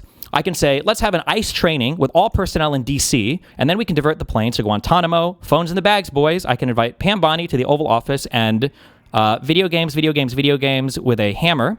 I'm the president of the United States. What are you going to do? Pass a law? Good. Get a Supreme Court ruling against me? Good. What's the remedy for my abuses? Impeachment. Oh, but wait. In order for you to vote for impeachment, you need to show up at the Capitol in the District of Columbia, where federal law applies, where all of my new ICE agents are trained and deployed. Sure, would be a shame if I pardoned somebody who happened to video game a congressman, huh? One weird trick. Don't like that threat? How about you pass a constitutional amendment eliminating the pardon and closing a couple more loopholes? Deal? If the Democratic nominee is anything short of Lucius Cornelius Sulla, our republic is over. I'd give it a 50-50, even if we do go hard. Fuck the populares, restore the republic. Sula/Sherman. That's the most like Fed posting black So pill we need bullshit one good I've ever man heard in my entire fucking life. who's willing to do what it takes. Window? Is this an Overton window shifting argument? Is this the guardrails will hold argument, or is this a real argument? Well, the funny thing is like you present this as so ridiculous, but that email is an analog to every single thing the current admin is doing, and we've accepted that nobody will be punished for. So, I mean, I don't know. Hold on. What are you gonna do? Hold on. Yeah. So hold on. Yeah, let's. I wrote these down, so let's do them chronologically. FBI seizes X.com. Do you have a MAGA analog to nationalizing a social media website? Well, we had Elon Musk, the wealthiest man in the world, who seemed to own Twitter in and of itself, who runs a PAC for the president of the United States called @America that he seized the handle for. That same Elon Musk had an official position in the White House that gave him access to every single system that the federal government runs for an undetermined amount of time. The president of the United States is acquiring golden shares in some large companies. That is a historically unprecedented thing. The president of the United States threatened to, I don't remember if it was execute or just send Mark Zuckerberg to prison forever if Facebook didn't fall in line. There's a truth out there that you could read for somewhere about that. But yeah, I would say all those things are pretty close analogs. I think you just took a long-winded way to say no. Okay, I completely and totally disagree, but I understand it's because in your brain it's been so normalized. By the way, I'm not saying that everything that you just said is good. No, I understand that, but like I think that it's close enough. Like this is one of the issues with to nationalizing a website. You think these things are identical? Yeah, I know. One of the issues why in your mind it's not even remotely close to that is because Trump didn't have to nationalize Twitter. Elon did it for him. Trump and Elon were best friends. Elon had an official position in the... Hold on, we're going to get bogged down on this, but that's totally fine because I'm going to press you because this is like horse shit. Press away. So hold on. Can a private person let's say 50 years ago, 100 years ago, 150 years ago, I don't give a fuck. Uh-huh. Can a private person buy a newspaper and then make editorial choices about what is published in said newspaper? Yes. What's the fucking problem? The problem would be if that person was working on behalf of the president of the United States to edit said paper to be friendly to the president and was campaigning for the president. I think all of us would have a huge problem with that. How is this any different than the Israeli sympathetic purchase of TikTok? What is this a reference to? This is in reference to the fact that we have incredibly powerful, rich individuals buy social media and media outlets all the time. The Huffington Post is obviously run by Ariana Huffington, who's been like a Democrat her entire fucking life. I'm not talking about wealthy or powerful people buying a social media post. I'm talking about the president of the United States essentially having a right-hand man who owns this, who owns the social media post. Why? Okay, so how is this argument disanalogous to the status quo prior, when the effectively mass media outlets like Fox News, MSNBC, and CNN and all that kind of stuff were owned by a variety of partisan people, and the partisanship of the media was evident? Because partisan is different than takes orders from or is best friends with the president of the United States. I think there's things can be partisan, right? I didn't have the same complaints about Fox News before. So do we have a First Amendment, or is the First Amendment good or bad? Good, I guess. But what do you mean? The First Amendment right now, where the president of the United States will sue you if he doesn't like what you're saying, or use federal agencies to block mergers from companies if you host free speech he doesn't like? That First Amendment right now? No, you're going too far with it. Is freedom of conscience and freedom of speech good or bad? Yes or no? That's such a vague, sure, good, I guess. But that's such a vague nothing statement. But okay, so if Elon Musk genuinely believes, and by the way, he could be an idiot, but if he genuinely believes that the left wing, through progressive bullshit and or overregulation, are limiting the greatness of the human species, and he needs to be sympathetic to the federal spending, slashing, deregulating federal government so they can free up money in order to give money to his SpaceX program so he can colonize Mars. Is that something that he's free to do with his speech? Yeah, sure. But then Twitter should lose all Section 230 protections, and now they can be sued for anything posted on that platform that anybody finds to be illegally or violative or whatever. Like, if you're telling me... You can still publish there as a liberal or progressive. If you're telling me that somebody's buying a platform because they feel like it's so important to express some political belief that they have, then why should you have protections? Oh my God. Why should you have impartial protections for owning a social media platform? Like in a way How is this not the exact... What's blowing my mind here is I feel like this is the exact inversion of the argumentation that was common in 2019 to 2021, where conservatives, such as myself, were bitching that the terms of service on social media websites were prohibitive. And then the liberals and the progressives were just like, haha, cunts, go make your own platforms. And then they did. Okay, hold on. And Do now you you're think like, that there's a no, difference not between like that? Because I'm okay with 10 people being independently mischievous or evil, but well, I'm not okay with it. That would be bad. But that is fundamentally different than 10 people taking orders from one guy to be mischievous or evil. These are two different things. Okay, but I'm trying to balance. I agree with you. And if there's a mischievous or evil or conspiratorial attempt to overthrow the Republic of the United States, that should be investigated, prosecuted, and those people should be incarcerated. Okay, I don't know where we disagree in that. What I'm trying to get at, what? Say that again? Is I was saying that if somebody is involved in a criminal conspiracy to overthrow the Republic of the United States, they should be investigated and incarcerated. But you're just thinking about crimes now, so we're not doing anything Well, I'm different. thinking about crimes because effectively within your very first bullet point, you gave me 8. We haven't even, you might have even given me like 15. Within your what do you mean? How are those crimes? We have an explicit violation of first Amendment of the United States. So are you making that argument because you said, oh, I think this is based? What's the explicit First Amendment violation? What? First of all, the First Amendment is not a law. So what do you mean? What is the violation you're talking about? Through what justification are you purchasing a social media website and moving it from private to public? First of all, I think it was about SpaceX, but let me check. Hold on. FBI seizes it. I think the first one was about X.com. No, he said, while we're at it, let me get a golden share of 100% of SpaceX.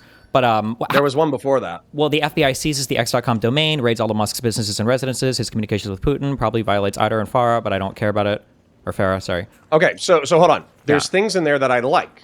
So, for instance, if you had suspicions that Elon Musk violated ITAR or FARA, then write up warrants. Well, here, I don't know what. I don't know what the point of this conversation, Robert, is right now. What? Like, I understand. The point is that you guys have lost the fucking plot. But I understand. You're acting like you haven't. No, I understand. What, like, the whole conversation, because we could run this now, but like this whole conversation is going to be you saying it has to be squarely within the good faith bounds and interpretation of the law, and then me saying we should probably be a little bit more creative than that, and then you disagreeing with that. And okay, that's, so we're going to loop on that. Let me ask you a follow-up question. But also, wait, real quick. Then. I just wanted to say, this is why, and Hutch couldn't get this yesterday, and maybe you'll get this or maybe not. This is why I'm saying, like, the how is not really the relevant part. It's the commitment to doing it that matters, and then the how afterwards is however you want to figure it out. Yeah, that's just fascism. Yeah, that's just flexible authoritarianism. That's sure. all that is. That's fine. Okay. The Revolutionary War wasn't very you're a democratic. liberal fascist now. The Revolutionary War was not very democratic. Okay, overthrowing Hitler and killing all the Nazis was not a very democratic thing. Okay, No. Most people wanted to die. You misunderstand. No, I perfectly understand.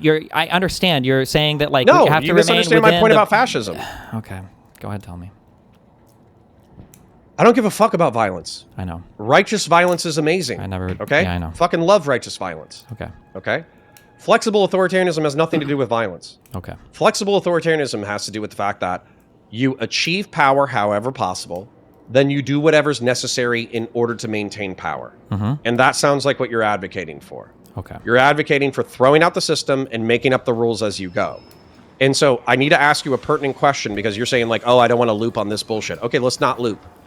So are you saying these things because you want to have a hyperbolic propagandistic intent in order to get Democrats bloodthirsty about revenge against the Trump administration? Do you think these are sound policies that you actually want to execute? Or do you want to shift the Overton window by having batshit insane policies, but then allowing the guardrails to drive something that's actually good and productive? What are you doing? I don't shift the Overton window or whatever. Like the positions I represent are the positions that I represent. Like that's the thing. They're the things that I believe in. Okay, so nationalizing Twitter is a position that you sincerely hold. It was nationalizing SpaceX, but I think seizing the servers. The FBI seizes the domain of X.com and should airlift military bulldozers onto the server farms and destroy it. Yes. Okay, I can think of like a million laws that violates. So what, like the courts come back and they say, this is somebody else's private property. You're not claiming eminent domain. It's a social media website, so it's the way that a lot of people express themselves publicly. Listen, we're going to loop on this, so but this is how we can do it, right? But you're going to take issue with what I'm going to give, which is fine because you're thinking like somebody who wants to follow the laws. That's fine. But I'm just saying that like if you decide that you want to do it, you could do it in any way possible. Okay, so here would be the way we'd do it. We have identified in the United States of America 7 different sites that we think are optimal for the storage of nuclear weapons. We think that it's a national security crisis that we need to move these things immediately. We're going to have to seize every building in these 7 different locations using eminent domain, and we're going to have to destroy everything there because we can't, for national security reasons, have anybody leave these sites that we've identified. And all of those sites just happen to be where all the Twitter servers are located, and then you destroy them all, you compensate them, and then that's it, right? That's the thing that you could do. The courts could try to stop you, but you could already be done with it by the time they even try to get a stay or whatever, and then that's it. And then at that point you're done. Now, I know you can think of a million reasons why, well, this is bad faith, or this isn't okay, or whatever. Like, I mean, technically, it's as legal as anything the Trump admin has done. Well, we'll follow the court order afterward. If the court blocks us, then fine, they block us, but everything's already blown up. Fuck it. Okay. So, I mean, at this point, when people are alarmed, including myself, and I think arguably including Hutch, you are the worst. Okay, so fascism is political corporatism and flexible authoritarianism. So political corporatism is advocating in the nation state's body and treating it as a single biological organism. Flexible authoritarianism, like I said, is actually, in my opinion, the more nefarious aspect of fascism, which is where you just do whatever in order to seize and maintain power. And it seems like that's where you're at. So do you have a time limit on your liberal fascism? Do you have it would be whatever is necessary. On it's your whatever is flexible necessary. authoritarianism? You know what? Here's a question. Here's one question. Let's see where we're at. If the Liberal Party in the United States of America were to conduct itself like the Conservative Party for 10 years, and the Conservative Party also didn't change course, do you think this country would, like, in an accelerated manner, head to complete and utter devastation? So no more laws passed. Yeah, I think it would implode. Okay. That's the issue, okay? So whatever is necessary, whatever action needs to be taken that's necessary, that makes the Conservative Party realize, oh, we can never, ever, ever behave in this manner again because the results would be ruinous for us and our party and for everybody involved with it. Or if somebody wants to do it, fine, but I'm not going to be involved with it because I don't want to suffer the consequences of whatever that thing looks like. I have not heard a single thing from any of the libcucks, including you, counterpoints, okay? I haven't heard a single thing that in my mind would disincentivize that future behavior. And I don't think investigating people for criminal conduct if a law has been broken has been doing... Imploding the Republic is not a disincentive to you going through that behavior? No, I'm asking you, what is the disincentive that you're presenting that for Republicans to not engage in the behavior that they've been trending in the direction of over the past 3 decades? Now we're at with this whole MAGA thing, right? What would discourage them from doing the same types of stuff in the next election cycle? Okay, so what you're saying, if I'm understanding you correctly, is that even if we follow Hutch's, Loanerbox, and my game plan of reinforcing the Republic via legislation so we can fill up the holes. Hold on, let me finish. Okay, there are no holes. Fill up the holes that the Republicans are poking in the bottom of our boat. They're going to find new holes to poke. Yes. And so we're going to be playing legislative whack-a-mole forever with the bad behavior of the Republicans. Correct. Okay. So almost, actually, except instead of whack-a-mole, you're only whacking where the mole used to be, and the same mole is going to pop up over and over again in new holes. But yes. Sure. Because no matter what you do, they're going to figure out a way to do what they want. Yeah. Okay. So hold on. We're kind of shifting gears, and I promise I'm not trying to be evasive by not answering your question directly. I'm talking about the political opportunity that's right in front of us. Okay. So right now, Trump is probably as unpopular as he's ever been. I understand we're going to win the elections. I hope we win the elections. I want to win the elections. Yes. It's not the elections. It's not the elections. It's actually about me. Okay. I'm going to talk about me because I love me. Okay. Okay.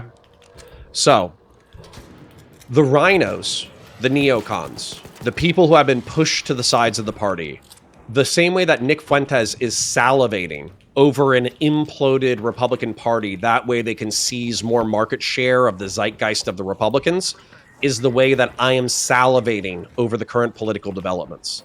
And so I want the H-1B Indian tech futurist right to fight the Christian nationalist right, to fight the conservatarian right, to fight the podcast bro right.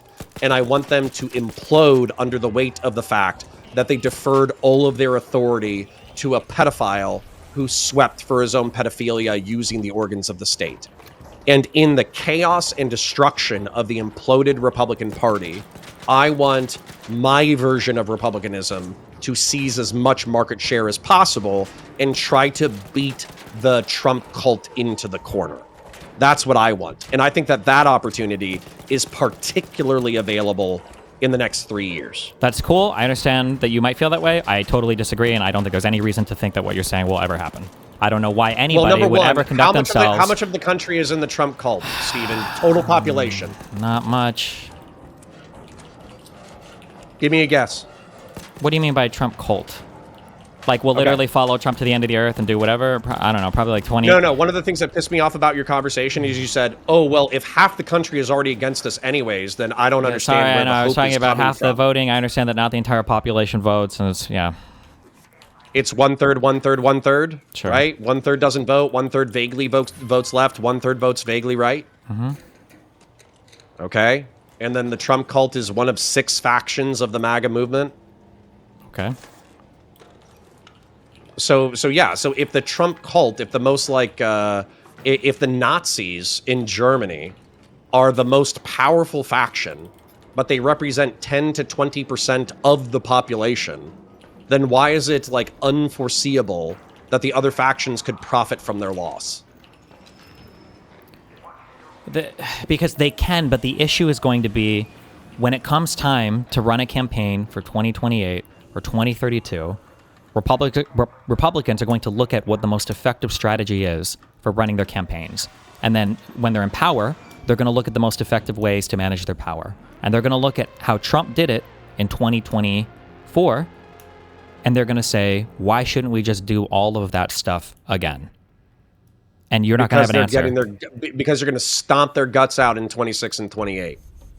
That's true. After winning an election twice, after getting his second win in office, getting their, 3, 4 maybe Supreme Court picks if Alito or whatever retires, after abortion's been rolled back, after dismantling the Department of Education and USAID, and after fundamentally rejiggering the entire world order based on their new concept of American isolationism, they are indeed going to lose the midterms. Correct. They are. Why is that so?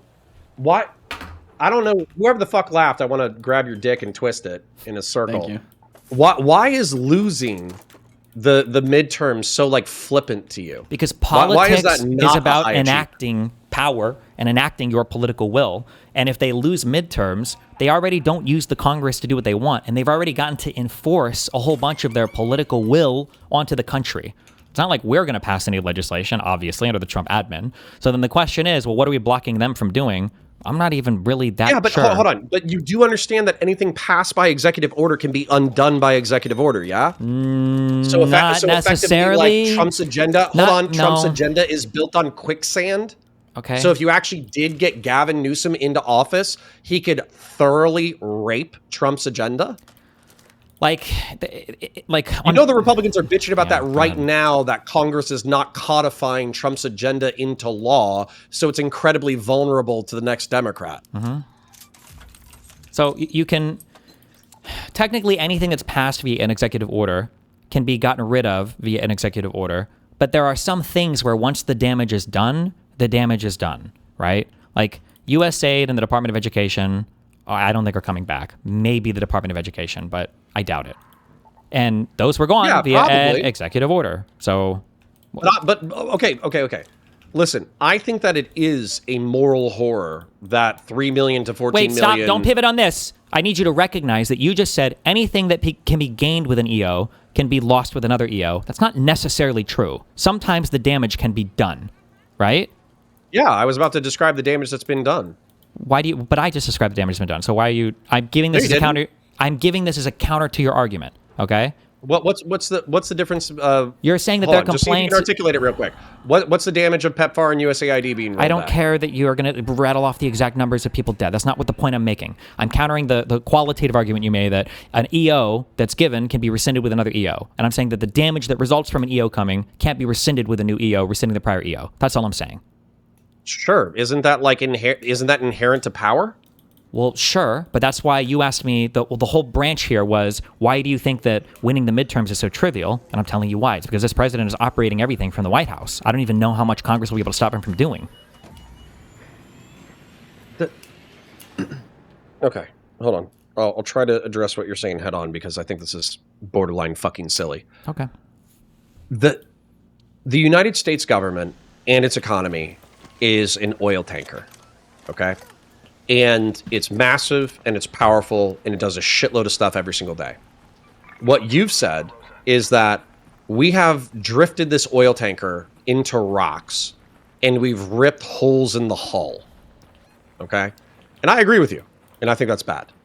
However, what I'm saying is, if you look at the damage that's being done to this metaphorical oil tanker, we have the ability to seal compartments, and the oil tanker is still afloat and capable of executing 98% or 95% of what it was executing before.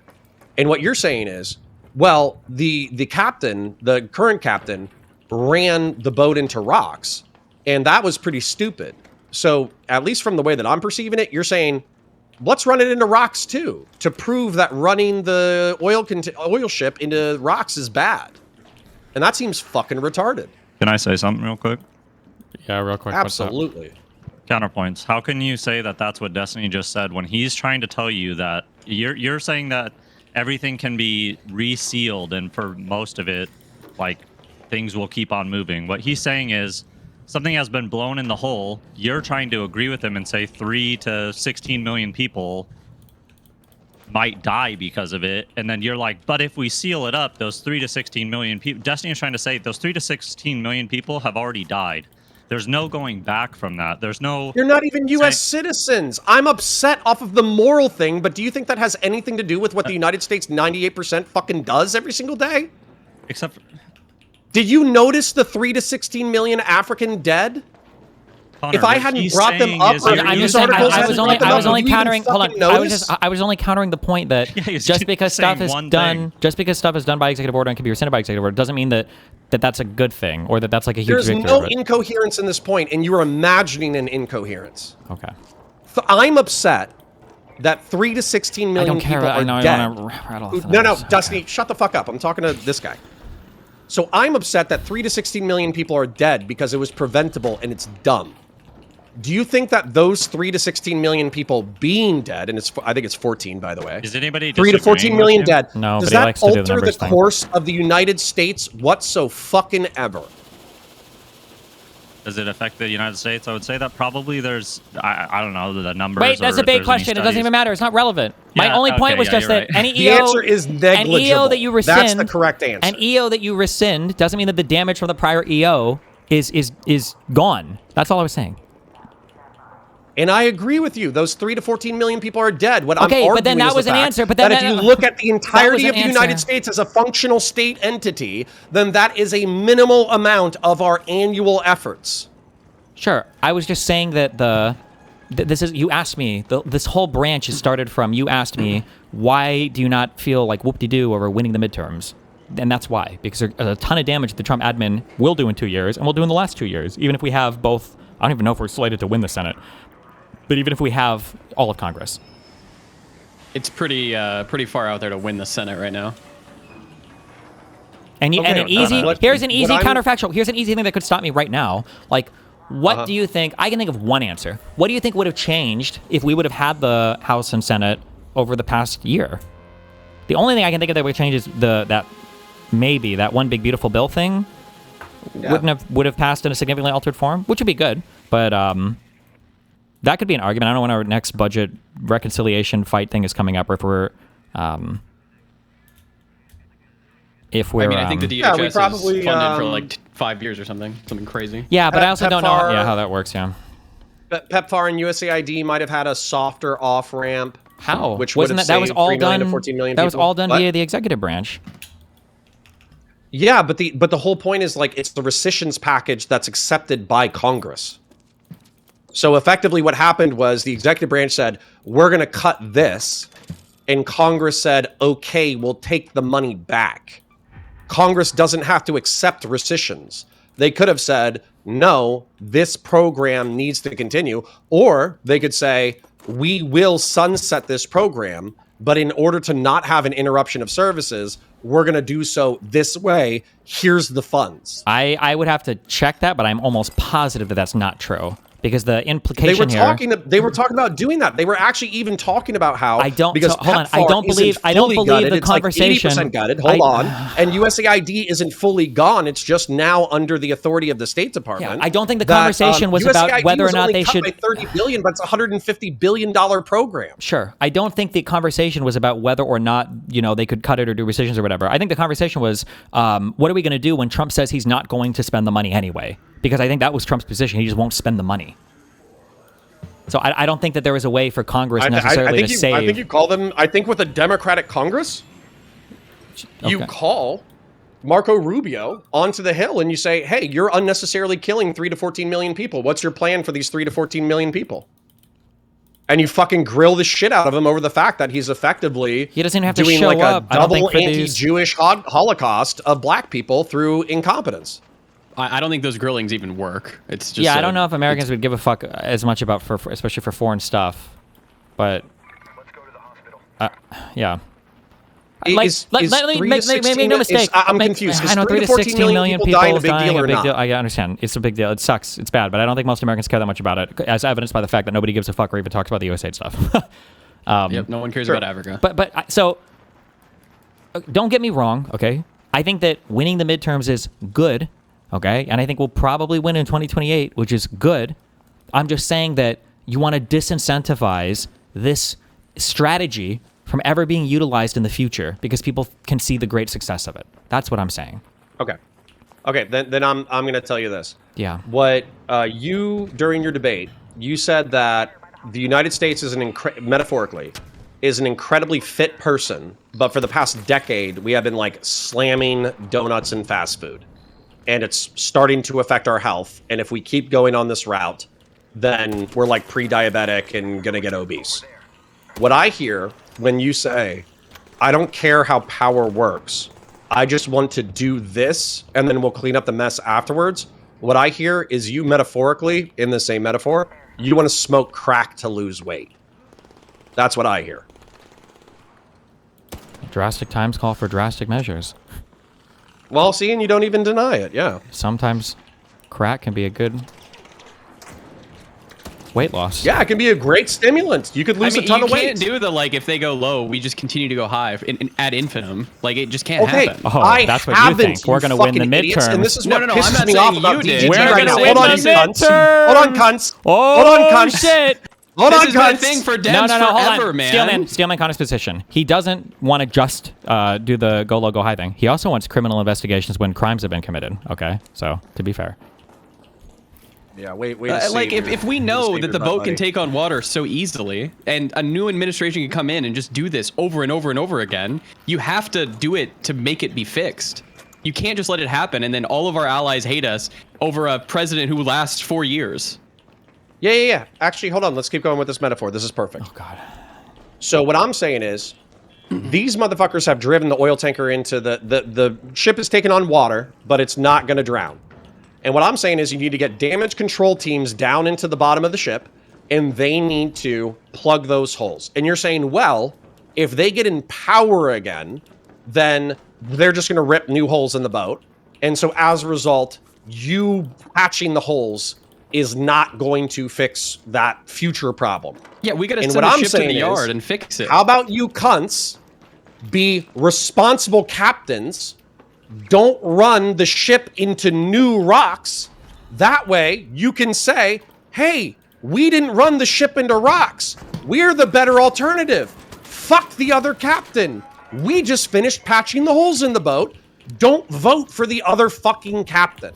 And you guys are acting like that's fucking crazy because what you want to do is, if in this metaphor of being obese, you want to smoke crack, and then in the metaphor of the ship, you want to run it into different rocks to prove how bad ramming a ship into rocks is. And it's fucking retarded. You guys are just jerking each other off online. Nobody else believes this shit. Okay. I can't. The boat analogy is retarded. I can't work with this. But if you want to make an analogy to a moving vehicle, tell me what about it is retarded. It just doesn't. It doesn't. None of it makes sense. Because driving a boat into rocks, I don't see how that ever helps anything ever. That's fucking retarded. You're right. So the analogy is stupid as fuck. Okay. Here's a better analogy. Okay. Yeah, here's a better analogy. Let me do a better. No, let me do a better one. Let me do a better one. Let me do a better one. Let me do a better one. Let me do a better one. Let me do a better one. Let me do a better one. Let me do a better one. Let me do a better one. Let me do a better one. Let me do a better one. Let me do a better one. No, that's retarded. You're retarded. There's no foreseeable future where driving the boat into rocks helps. You crash the ship and you all die. That's fucking retarded. Okay. What a more equivalent answer is let's say that you have a kid and let's say that he is riding a trike and he rides his trike and you say, hey, when you're riding your trike, make sure to put on a helmet. And let's say he's like, okay, fine. And you force him a few times, but he stops wearing his helmet. Okay. And eventually, let's say you look at him, you're like, you know what? It's raining outside and he's not wearing his helmet and he's going to go ride his trike. Now I could force him to wear his helmet, or maybe I let him ride. Maybe he takes a little bit of an accident and he hurts himself. And then you bring him inside and go, hey, look, that's why we wear our fucking helmet. Okay. That's what I'm suggesting, all right? That the infinite patchwork thing, when the other person doesn't want to play by the rules, and the second you stop babysitting them, they're going to ride without a helmet because they don't know what the consequences of riding without a helmet is, okay? Whether that be on a real bike or on a motorcycle in the future, let them crash when the stakes are a little bit lower, See what happens when you do that, and then in the future they'll know why they have to wear a helmet. That's the thing that I'm saying, okay? I don't know how driving the ship into rocks helps. That doesn't make any sense. You never save a ship by driving it into fucking rocks. It's retarded. Yeah, that's why I'm telling you it's retarded. It's shrimple-ass, Connor. Shrimple-ass. Man, I'm going to come down to Miami and I'm going to fist fight all you cunts. So anyways. Well, wait, can you just answer How? No, you gotta answer my original question. Just answer my original question, because you evaded it. You dodged it. My original question was, can you tell me what is the thing that you guys are suggesting? Because, by the way, I don't like my answers, okay? I think they're pretty bleak, and I agree with that. And I don't even know if they'd be politically popular. I agree with that. But tell me, what are the suggestions coming from the other side that would inhibit conservatives from acting this way in the future? Well, I think that we went over all of the safeguards that we wanted to put in so they wouldn't be able to act that specific way. Give me one. Putting in a pardon exception for treason and sedition. The president can no longer pardon treason and sedition. I say get rid of the pardon. The president can no longer pardon treason and sedition. I think that it was disgusting that Trump did that, but I don't think of all the things he's done that's like been the biggest threats to the okay, but country. you're hold on. Also, that doesn't get rid of the 1600 J6ers that were. No, it's not about me liking the answer. It's me saying what would discourage future behavior that looks like the behavior that we have now. What would discourage that? I don't think if you made it so you can't treason, seditious, or treasonous behavior, if you can't pardon that, I don't think Republicans are like, oh, we got to behave in the future because we don't have pardons for these particular, like, historically difficult to get convictions. Okay, hold on. Yeah. Let's work with this. Let's work within this framework. So you think that if Trump wasn't able to pardon the January 6th rioters, that would not deter future actions? Of the no. I don't think those people that were... the people that were rioting weren't planning on getting pardoned. They thought that Trump was going to show up and help them win the insurrection.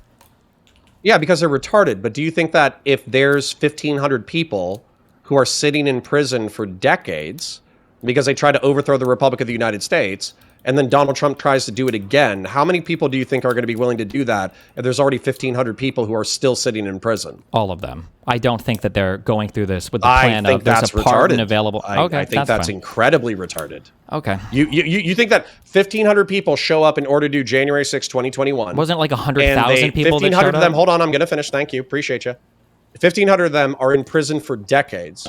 And then we have January 6, 2025, and another 1,500 people do the exact same thing. You say 1,500, but it was like 100,000 or 50,000 people that showed up to this, right? It was just the front 1,500 that got in.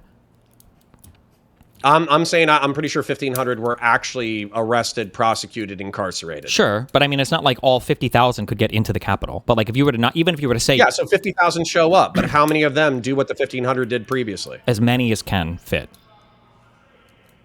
So okay, so your answer is they just do it again. Yes. Even though there's 1,500 people who are currently rotting in prison for decades.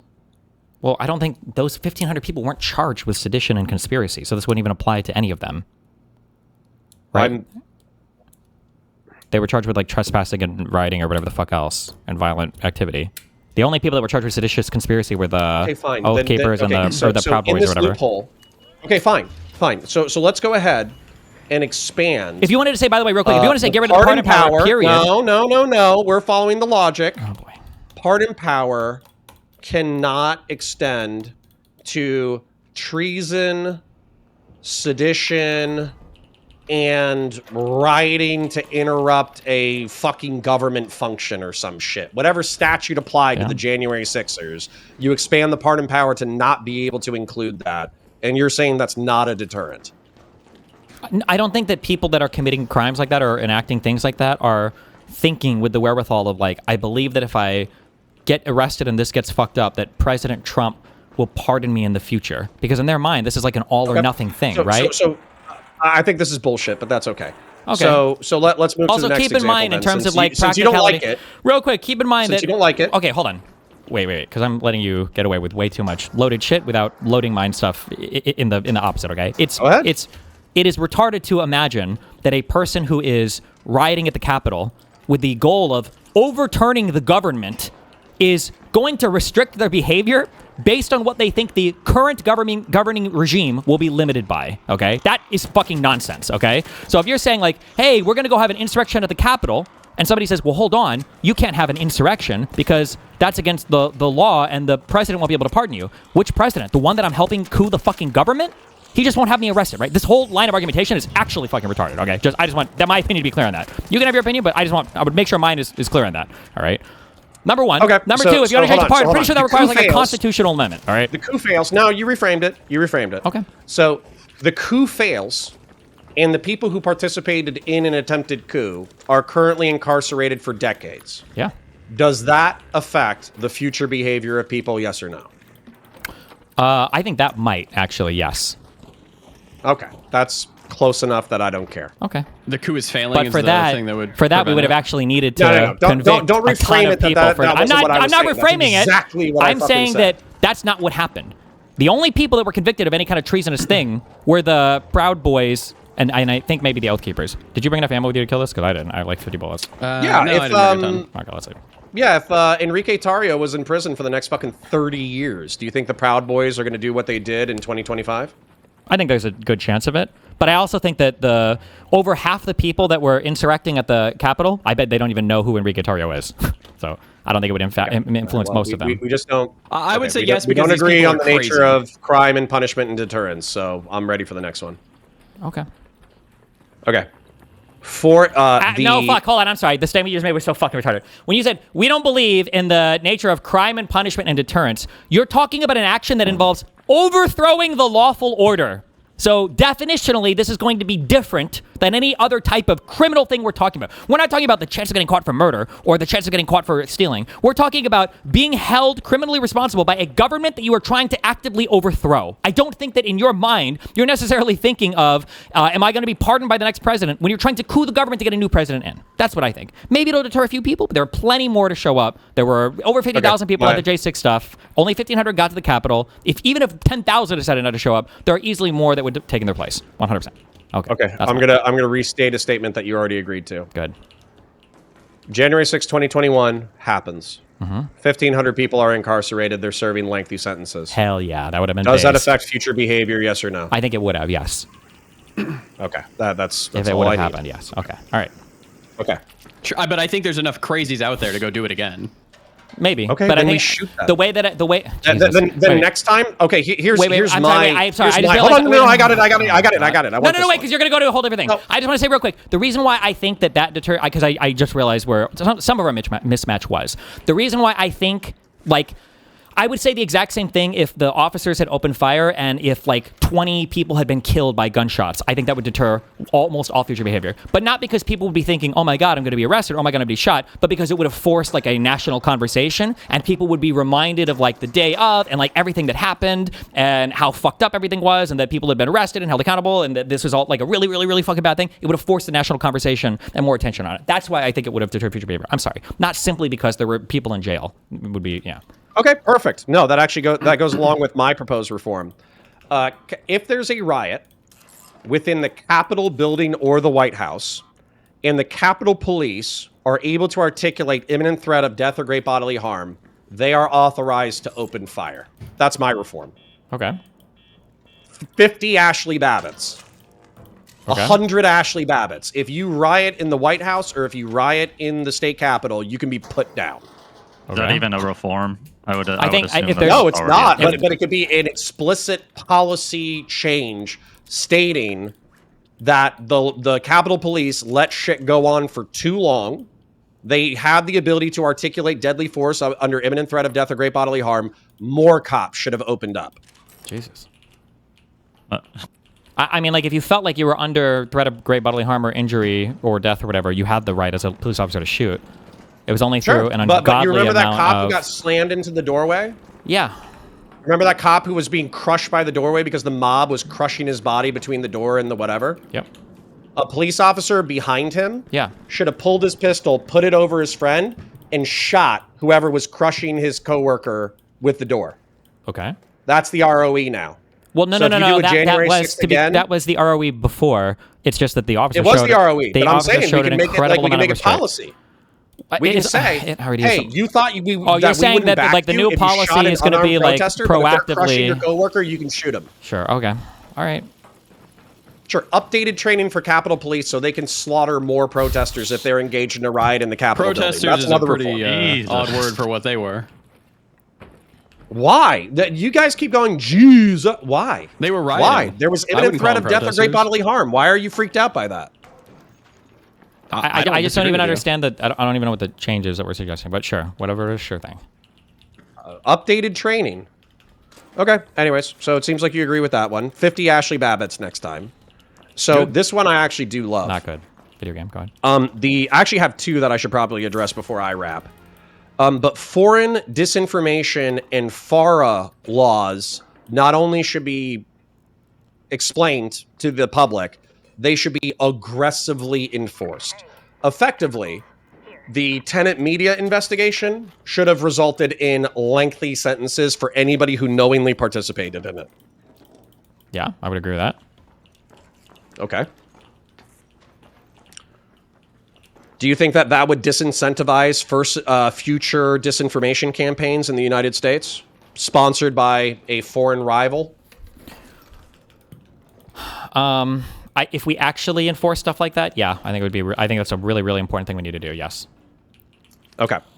This is the other one that I wanted to address that I think is important. So a codification of the 14th Amendment insurrection process and an execution of said process. So let's say that they say, oh, well, this power is delegated to Congress. How? Do we have a committee that establishes whether or not somebody is guilty of insurrection, even if they're not guilty of underlying crimes? Do we have to vote on it 51-49? Do we have to vote on it 60-40? But whatever Congress comes up with in order to enforce the insurrection clause of the 14th Amendment, codify it, and then enforce it. Sure. This would require a Even constitutional amendment, retroactively but yeah, for sure. January 6, 2021. Yeah, you can't do that. But I mean, like, you can have Why couldn't you? If they hadn't been pardoned, or if they hadn't been, because it's a principle of something called fucking ex post facto or some bullshit. But I don't remember what it's called. You can't make a law retroactively apply. Basically. I think ex post facto is the word. Good. I hear you. Never mind. The only reason why I would push you on this, I'm not going to lose any sleep if I'm wrong. I don't care if I'm wrong in reference to this argumentation. I would say the 14th Amendment is already on the books. The reason why it hasn't been enforced is because nobody understands the enforcement mechanism. Oh, look at that. See, there's a creative. Okay, yeah, I'm on board with that, sure. Yeah, so codifying the enforcement mechanism has nothing to do with whether or not the law is already on the books. But the only at least in my punishment- opinion, but the that's only- what I would sure. argue in court. The only punishment, though, for that 14th Amendment is that you just can't hold a future office. Which is fine, but hold on, think about this, because this would actually enable when you guys talk about Nuremberg 2.0, I get actually kind of fucking annoyed, but that's okay. Okay. That is what would be required for Nuremberg 2.0 or Truth and Reconciliation, whatever they call it, Truth and Reconciliation Council. You would need to codify the process of the 14th Amendment insurrection clause, and then you would need to enforce it. So that's like the first step. And you guys are like LARPing about Nuremberg 2.0, and you're not even thinking about the first step. Okay. Nuremberg has nothing to do with the 14th Amendment or any of the resulting consequences from the 14th Amendment. But if it really makes you feel powerful and good to use the word LARP, then good job. You got it. That aren't listening to you when I ask what do they want, they say Nuremberg 2.0. I'm sure there are people that say it, sure. I think I've heard you said Nuremberg 2.0. I probably said it, yeah. I think but you said Nuremberg 2.0 in a debate that I wasn't making together. fun of you for the Nuremberg 2.0 thing. Well, I was kind of making fun of you. I was making fun of you for implying that, like, I was making fun of you for saying that, like, the first step is bringing back Section 3 of the 14th Amendment. I don't think that has much to do with anything. If you want a Truth and Reconciliation Council that actually holds the Trump administration accountable for its crimes, how would that not be the first step? Because there's nothing criminal about it. All the 14th Amendment would prohibit you from doing is if you were a prior oath taker, you cannot hold future office. That's the only punishment that it confers. Wouldn't that be good for the Republic? I mean, I think it would be, yeah. And wouldn't that potentially deter future people doing that? To bring that back? Yeah, no, I think it would be a good change. But Wait, I don't even know what the fuck you've mind fucked me into arguing. I think it would be a really good change. I don't disagree with any of that. Okay. Cool. Cool. So to be clear, even if the only thing is that it would require a whole new constitutional amendment to do it. But I think it'd be a good change. Yeah, of course, we should bring back that. I don't think so, but that's okay. How would it not require a new constitutional amendment to undo a prior constitutional amendment? Actually, there's one right answer here. What constitutional amendment are you undoing? Right now, would you be undoing? You want to change the 14th Amendment? No, I don't. What's 14th Amendment Clause 3 state? Well, right now, the Supreme Court has said that the only way to enforce that Section 3 is with a statute from Congress. Congress has to enforce it. Statute from Congress? I don't know if you call it I think it would be, or a law or something, but yes, Congress has to pass a thing, yes.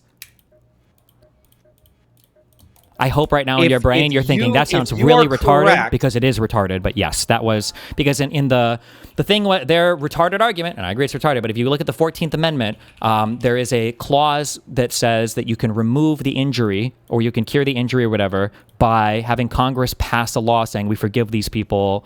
But Congress, so this is the last sentence is actually, but Congress may, by a vote of 2/3 of each house, remove such disability. And Roberts and the rest of the retards on the Supreme Court interpreted that as well. If Congress has the ability to cure that disability, then it must be Congress that enforces the disability, even though Section 3 provides for this language. But that's what they said, yes. Couldn't you infer, so what I would infer, this would be my line of argumentation, didn't Colorado effectively state that they appointed a council of experts to determine whether or not Donald Trump and his ilk had conducted insurrection? Correct. In every court where it was adjudicated, they made that determination, but it was not in a federal court ever that adjudication was made. Yes. Well, correct. But what I'm saying is they made that adjudication, and then therefore they use that as justification to remove Trump from the ballot. Yep. Why couldn't Congress say, well, it's up to Congress to cure? If it's up to Congress to cure, then it's up to Congress to kill. I don't know.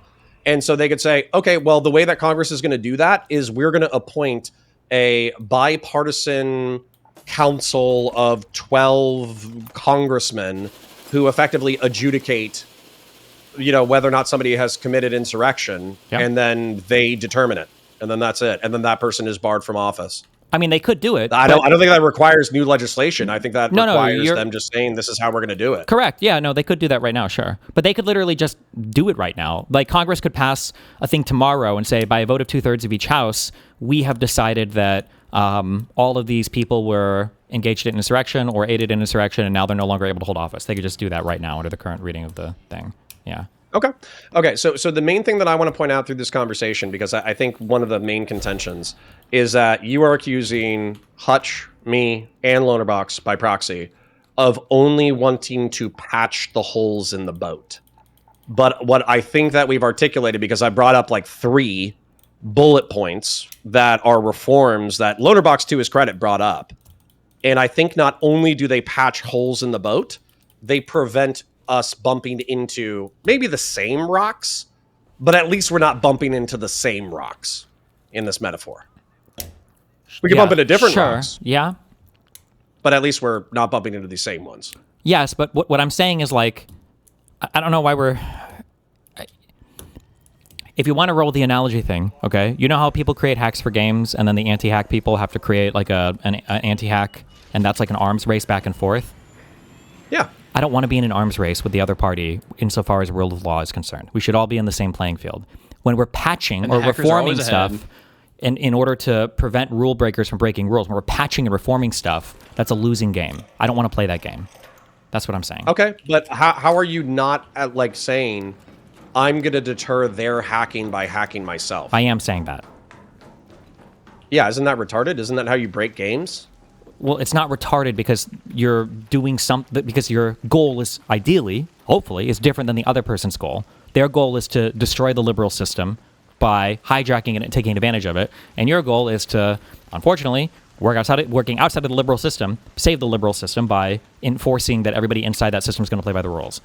No, I think this perfectly articulates why I disagree with you so aggressively. Okay. So Titanfall 2 is the best first-person shooter of the past decade. And unfortunately, it's not well known, or it's not as well known as it should be. Okay. And it was beloved by its community for years after its creation.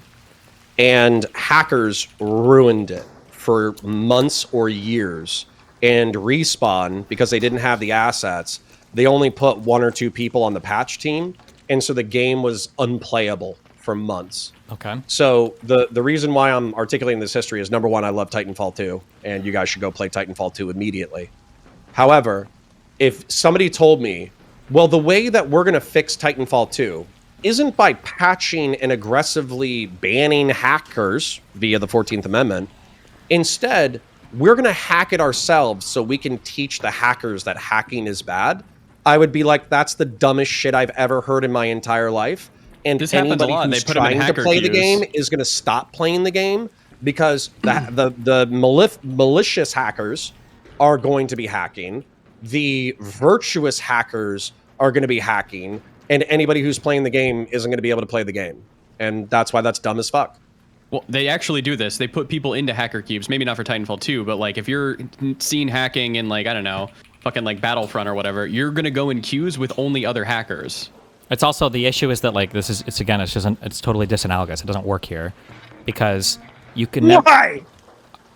It was your analogy. I just went with it. No, but because you're talking about like what I just told you was that I don't want to be involved in like the arms race between hacking and anti-hacking. You don't want to be a patching cuck. Right? You don't just want to do patches. But the issue is that like people hacking in a game is never going to disincentivize other people from hacking in the game, right? Like that doesn't make sense from like a queue to queue. You don't play with like the same players over and over and over and over again. Now, because of the way that matchmaking works, we're kind of you're getting like you're rolling like a new country every single time. So there's no like learned behavior, you know? If we to go with the tit for tat thing. What do you mean? Okay, hold on. Do you think that if a person hacks in a game against another hacker, that other hacker is going to be like, wow, that guy hacked against me. I think I'm probably never going to hack again. No. Okay.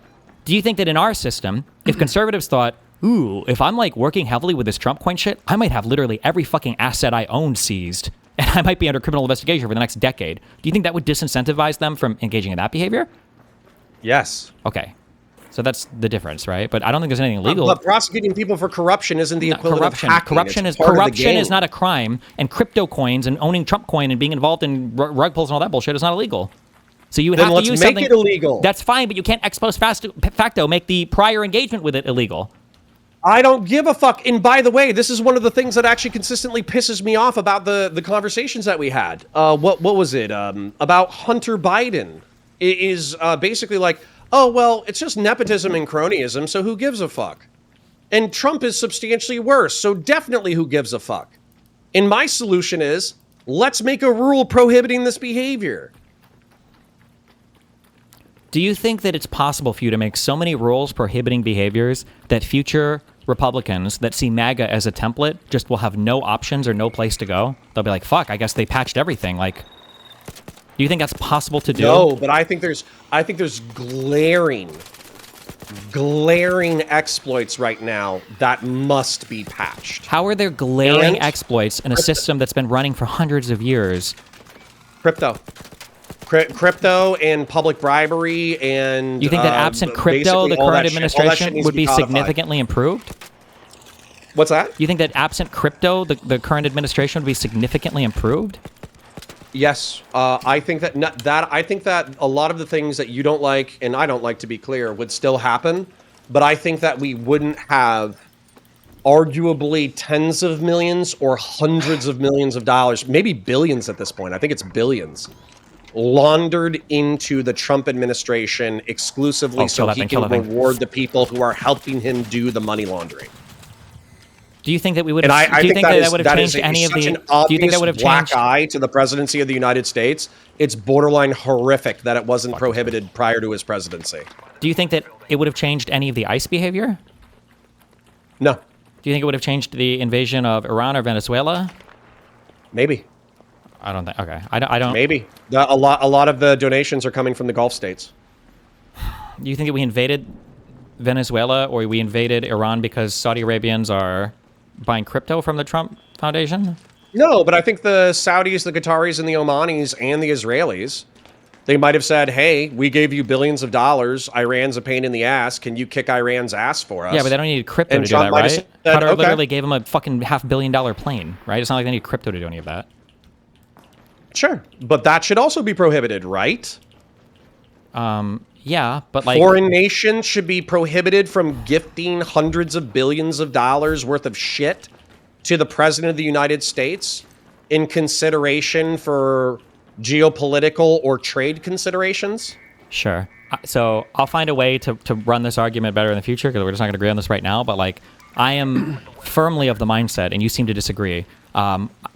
You cannot have any rule system that does not have good faith cooperation between both parties. It is impossible to make that work. And you're going to say, well, I agree, but you can get 99% of the way there. And what I'm telling you is you can get 5% of the way there. That's it.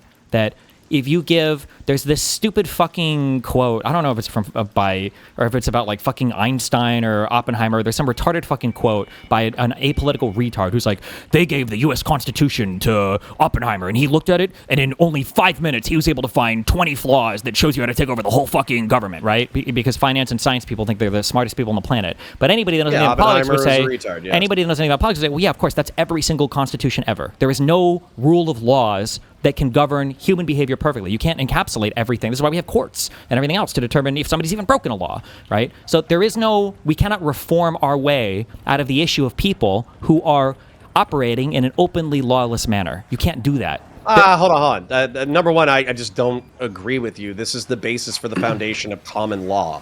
We've been patching common law for 2,000 years. So saying you can't patch, you're right in the spirit that you cannot patch your way out of human evil or crime.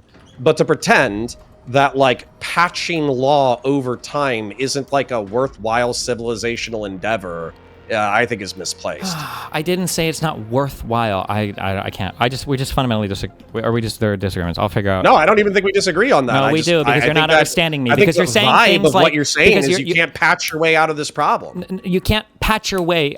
Nothing. There was not a single anything that I said that implied me not wanting to change laws or update laws. Nothing that I said even remotely implied that. Said that. Then why are you talking to me about common law and that we've updated laws or whatever over time? What does that have to do with anything that I just said? You just said, hold on, I'll repeat it back to you and you can tell me how I understood you incorrectly. You just said that if an opponent is not even interested in abiding by the laws, it doesn't matter how many patches you put into the legal system. Correct. Okay. So what I'm saying is law is not just paper, right? Law is also men with guns or weapons in the case of ancient Rome. Well, sure, but in this particular case, the issue why we're having this conversation, and the issue why this is so fucked up is because the guy with the gun is the guy breaking the laws. Remember, we used to call this a constitutional crisis. Nobody uses that phrase anymore because it's so obviously fucked at this point. Day. But the issue is that Donald Trump is the executive. You a gun. No, you can't. He's the executive. There's no way to check them in that manner if they decide that they don't want to play by the rules. Okay. Hold on. Slow down a little bit. Let's say that the Democrats win a substantive majority in the House. Let's say they win a slim minority in the Senate, or they have 2 or 3 Republican defectors, and they have the presidency. If they nuke the filibuster, let's say it's 28. Mm-hmm. I helped this happen in my limited scope of the internet. This has happened. Have I not just given the Democratic Party a loaded fucking gun in the capacity to rewrite the law for its future enforcement? Yeah, but they'll just find new loopholes or find new holes. Then I mean, we already went over the patches that Loanerbox mentioned, and you did, I don't want to say admit, but you did say that this would be likely to deter future negative behavior along these same lines. Yes, but it will deter the methods that they used, but the outcomes can still be effected using other creative interpretations of the law. I also already told you that this is why people like me, conservatarians, libertarians, Republicans of good faith, need to look at the implosion of MAGA as an opportunity to get the Republican Party to be a party that once again cares about the rule of law. It's literally in the fucking name. That's fine, but you'll just lose. No, you're never going to win any of those contests because while you guys are running whatever game you're trying to run, the Republicans are going to be having mainstream media outlets lying on behalf of the candidates they are trying to run for office while they're promising crony favors to friends and everything else. It's not strictly illegal. Yeah. Hold on. Holding on. Let's talk as creative peers real quick, okay? Okay. So I have you just said you'll lose. Yes. Not even worth it. Don't even do it. Waste of time. Waste of energy. I'm not necessarily saying that. I'm just saying that you're running a different game. The game that they're playing, you cannot win playing by a set of rules when they're going to be trying to break the rules constantly. You can't win that way. It's like Ender's Game. I don't even know if we're talking about the same game. So can I articulate this real quick? Yep. So I got two options. My friend Steven, the multimillionaire creator, has said, give up, it's gay. Okay? Yep. That's what I'm saying. And I am currently, through Warhammer 40K and political live streaming, despite having a very small audience, I am making enough money to pay my bills, and I think I'm going to grow over time. And then not just that, I'm thinking about copying the Pondering Politics model of posting 3 10 to 20-minute videos a day from a conservatarian anti-Trump lens, ranting about current events. And there are people who have followed this business model, and it's been incredibly lucrative. So I have two options in front of me. Go with that model, continue to do political advocacy from my perspective, continue to do Warhammer 40K to support myself, copy Pondering Politics' model, but apply it to a conservatarian lens, and try to gain money, clout, and influence within the center-right to the point that I am a voice that the center-right listens to. The other option is waving my hands and going, well, the Republican Party is gay and cringe anyways, so let's just give up. Mm-hmm. Which option is my friend Steven advising me to do? Just to give up. Fuck I guess that's... you. Okay. You pussy bitch. When you were StarCraft 2 streamer, and people were like, you're never gonna make it, you fucking loser. You only got fucking 50 viewers. Did you take that advice? I was when being you made your sarcastic, transition by the way, to when I said politics that. and you lost 30 to 40% of your audience, did you take that advice? No, I don't. Those aren't the only two options I'm giving you. Well, I mean, okay, so give me the other option. What's the other option? You have to make sure that both sides are playing with the same rule set. I'm literally saying I want to create a zone of right-wing politics where you're playing the games of the Republic properly. You can't So create if everybody's your view own botting, should he zone. view bot? Well, that's What? I mean that's one perspective that a lot of people No, take. that's what I'm saying. Yeah. If What'd I you was say? a new streamer, I don't know. I said that you can't dictate your own zone. You're participating in the United States of America. You can't make like a mini country with its own rules to run your political games in. You think... Wait, hold on. You think that applies to Nick? Who? What? Fuentes. Yeah, I think it applies to him. Yeah, he has to play by the same rule set. What do you mean? No, he... arguably, I would say that, I mean, let's be real, social media incentivizes extreme opinions, but he, relatively speaking, created a niche of political thought that was not acceptable in the common zeitgeist. Okay. Yeah? So you're saying that it's not possible to create a niche within the political zeitgeist? Not while one side is playing by a completely different set of rules. Fuck, I don't know where that guy is. Since when is this a binary? We're a country of 330 million people, and each binary side of politics is made up of multiple caucuses. Okay, I'm not 100% sure what you're... What I'm implying is that there's a shitload of different kinds of Republicans. They're not a monolith or a binary. I understand that, but I think we're... And also, my version of politics was popular 20 years ago. Yeah, and it's changed. It's gone in a different direction. That version of politics died. It's not competitive anymore. There are new rules now for how the populace... If it died, why are we bombing Iran right now? What? Probably because my version of Do I need politics to does explain? secretly pull some strings in the background. Do you understand Because they how- actually have a shitload of power just brokers. not at all related. Because a shitload of powerful, wealthy It's people just not even still remotely believe in those related to politics. what we're talking about. The version What this of, is related to is we were talking about having influence on future politics, and you said just give up, and then I started pressing I you didn't on say that. just give up. I said that I sarcastically agreed with you because that's not my advice. Okay, so what's your advice? You have to get the other side to be willing to come back to play in the same rule set. And if you can't, That's what I want to do. but you can't do that by playing within the old rule set that they're no longer constrained by, right? Okay, so hold on. Let's make this not hypothetical.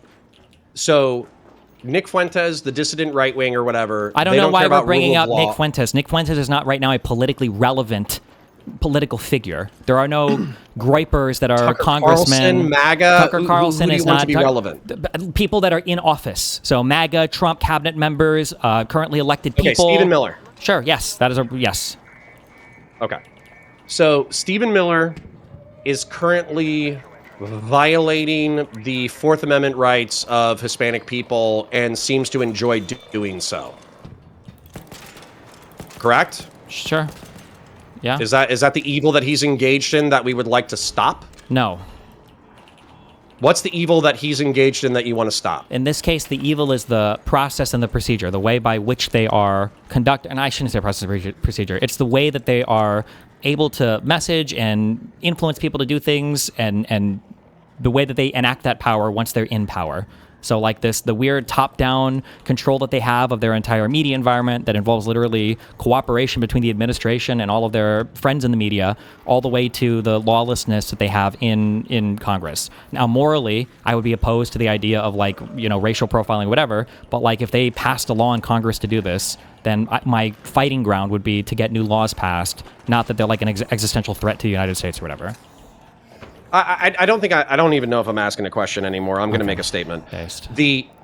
I think that the silent there are plenty of Republicans who are silent and who didn't stand up to Trump, didn't talk shit, didn't do anything like that because they don't like the drama, and they basically they were focused on working their jobs, taking care of their families, taking care of their communities, and that's about it. And they pretty much ignored everything else. Okay. And they made they heard contrarian right-wing excuses for why they should vote for Trump and how the left wing was worse.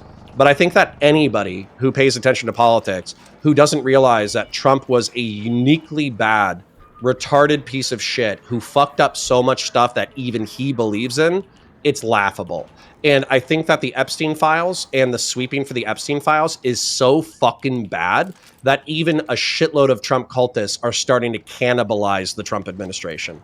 So I think that it is a perfect time as a Republican who was silent and I wasn't silent, but let's say that you were a Republican that was silent, was to come out of the woodwork and say, hey, I was never really a fan of this guy. He's kind of a piece of shit. He kind of fucked everything up. And I don't really like Andrew Tate, Nicholas Fuentes, Tucker Carlson, and name and alt media, Tim Pool. I don't like these motherfuckers representing me because they're clearly hypocritical, lying, disingenuous sacks of shit, and we need something better. And then trying to build that something better. What's the problem with that? Nothing. I think you should always. How try is to that not build- advantageous to the country? It can be. Okay.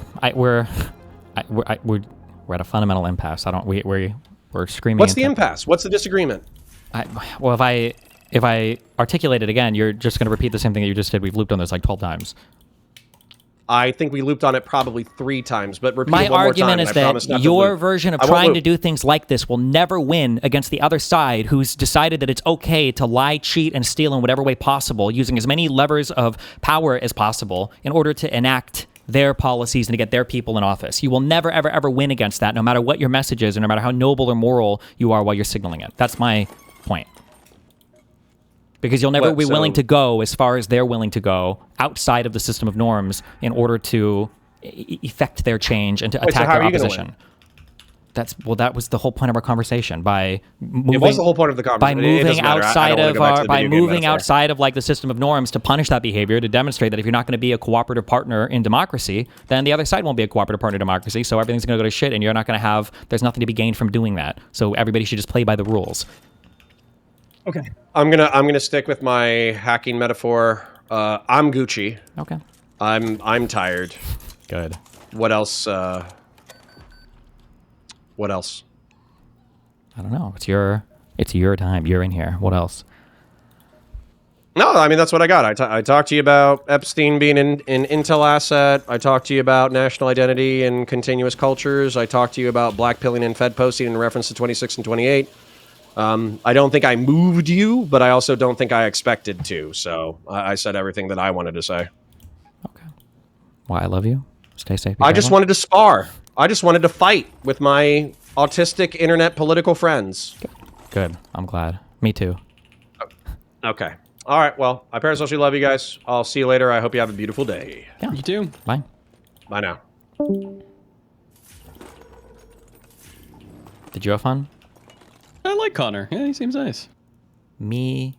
Yeah, he's got too. a bit of the problem that I have of like sometimes when you're listening to Pisco, he says like a lot of things, and then you have to like parse through it. I think he's got a little bit of that problem, but it's a lot easier to understand him than Pisco. Oh, you really think so? I don't feel like. Sometimes you maybe will repeat a little bit, but I don't think. I don't think it's anywhere remotely like. It's not remotely near, but I still have hard time following sometimes his logic, I guess. But maybe that's because I'm retarded. Maybe.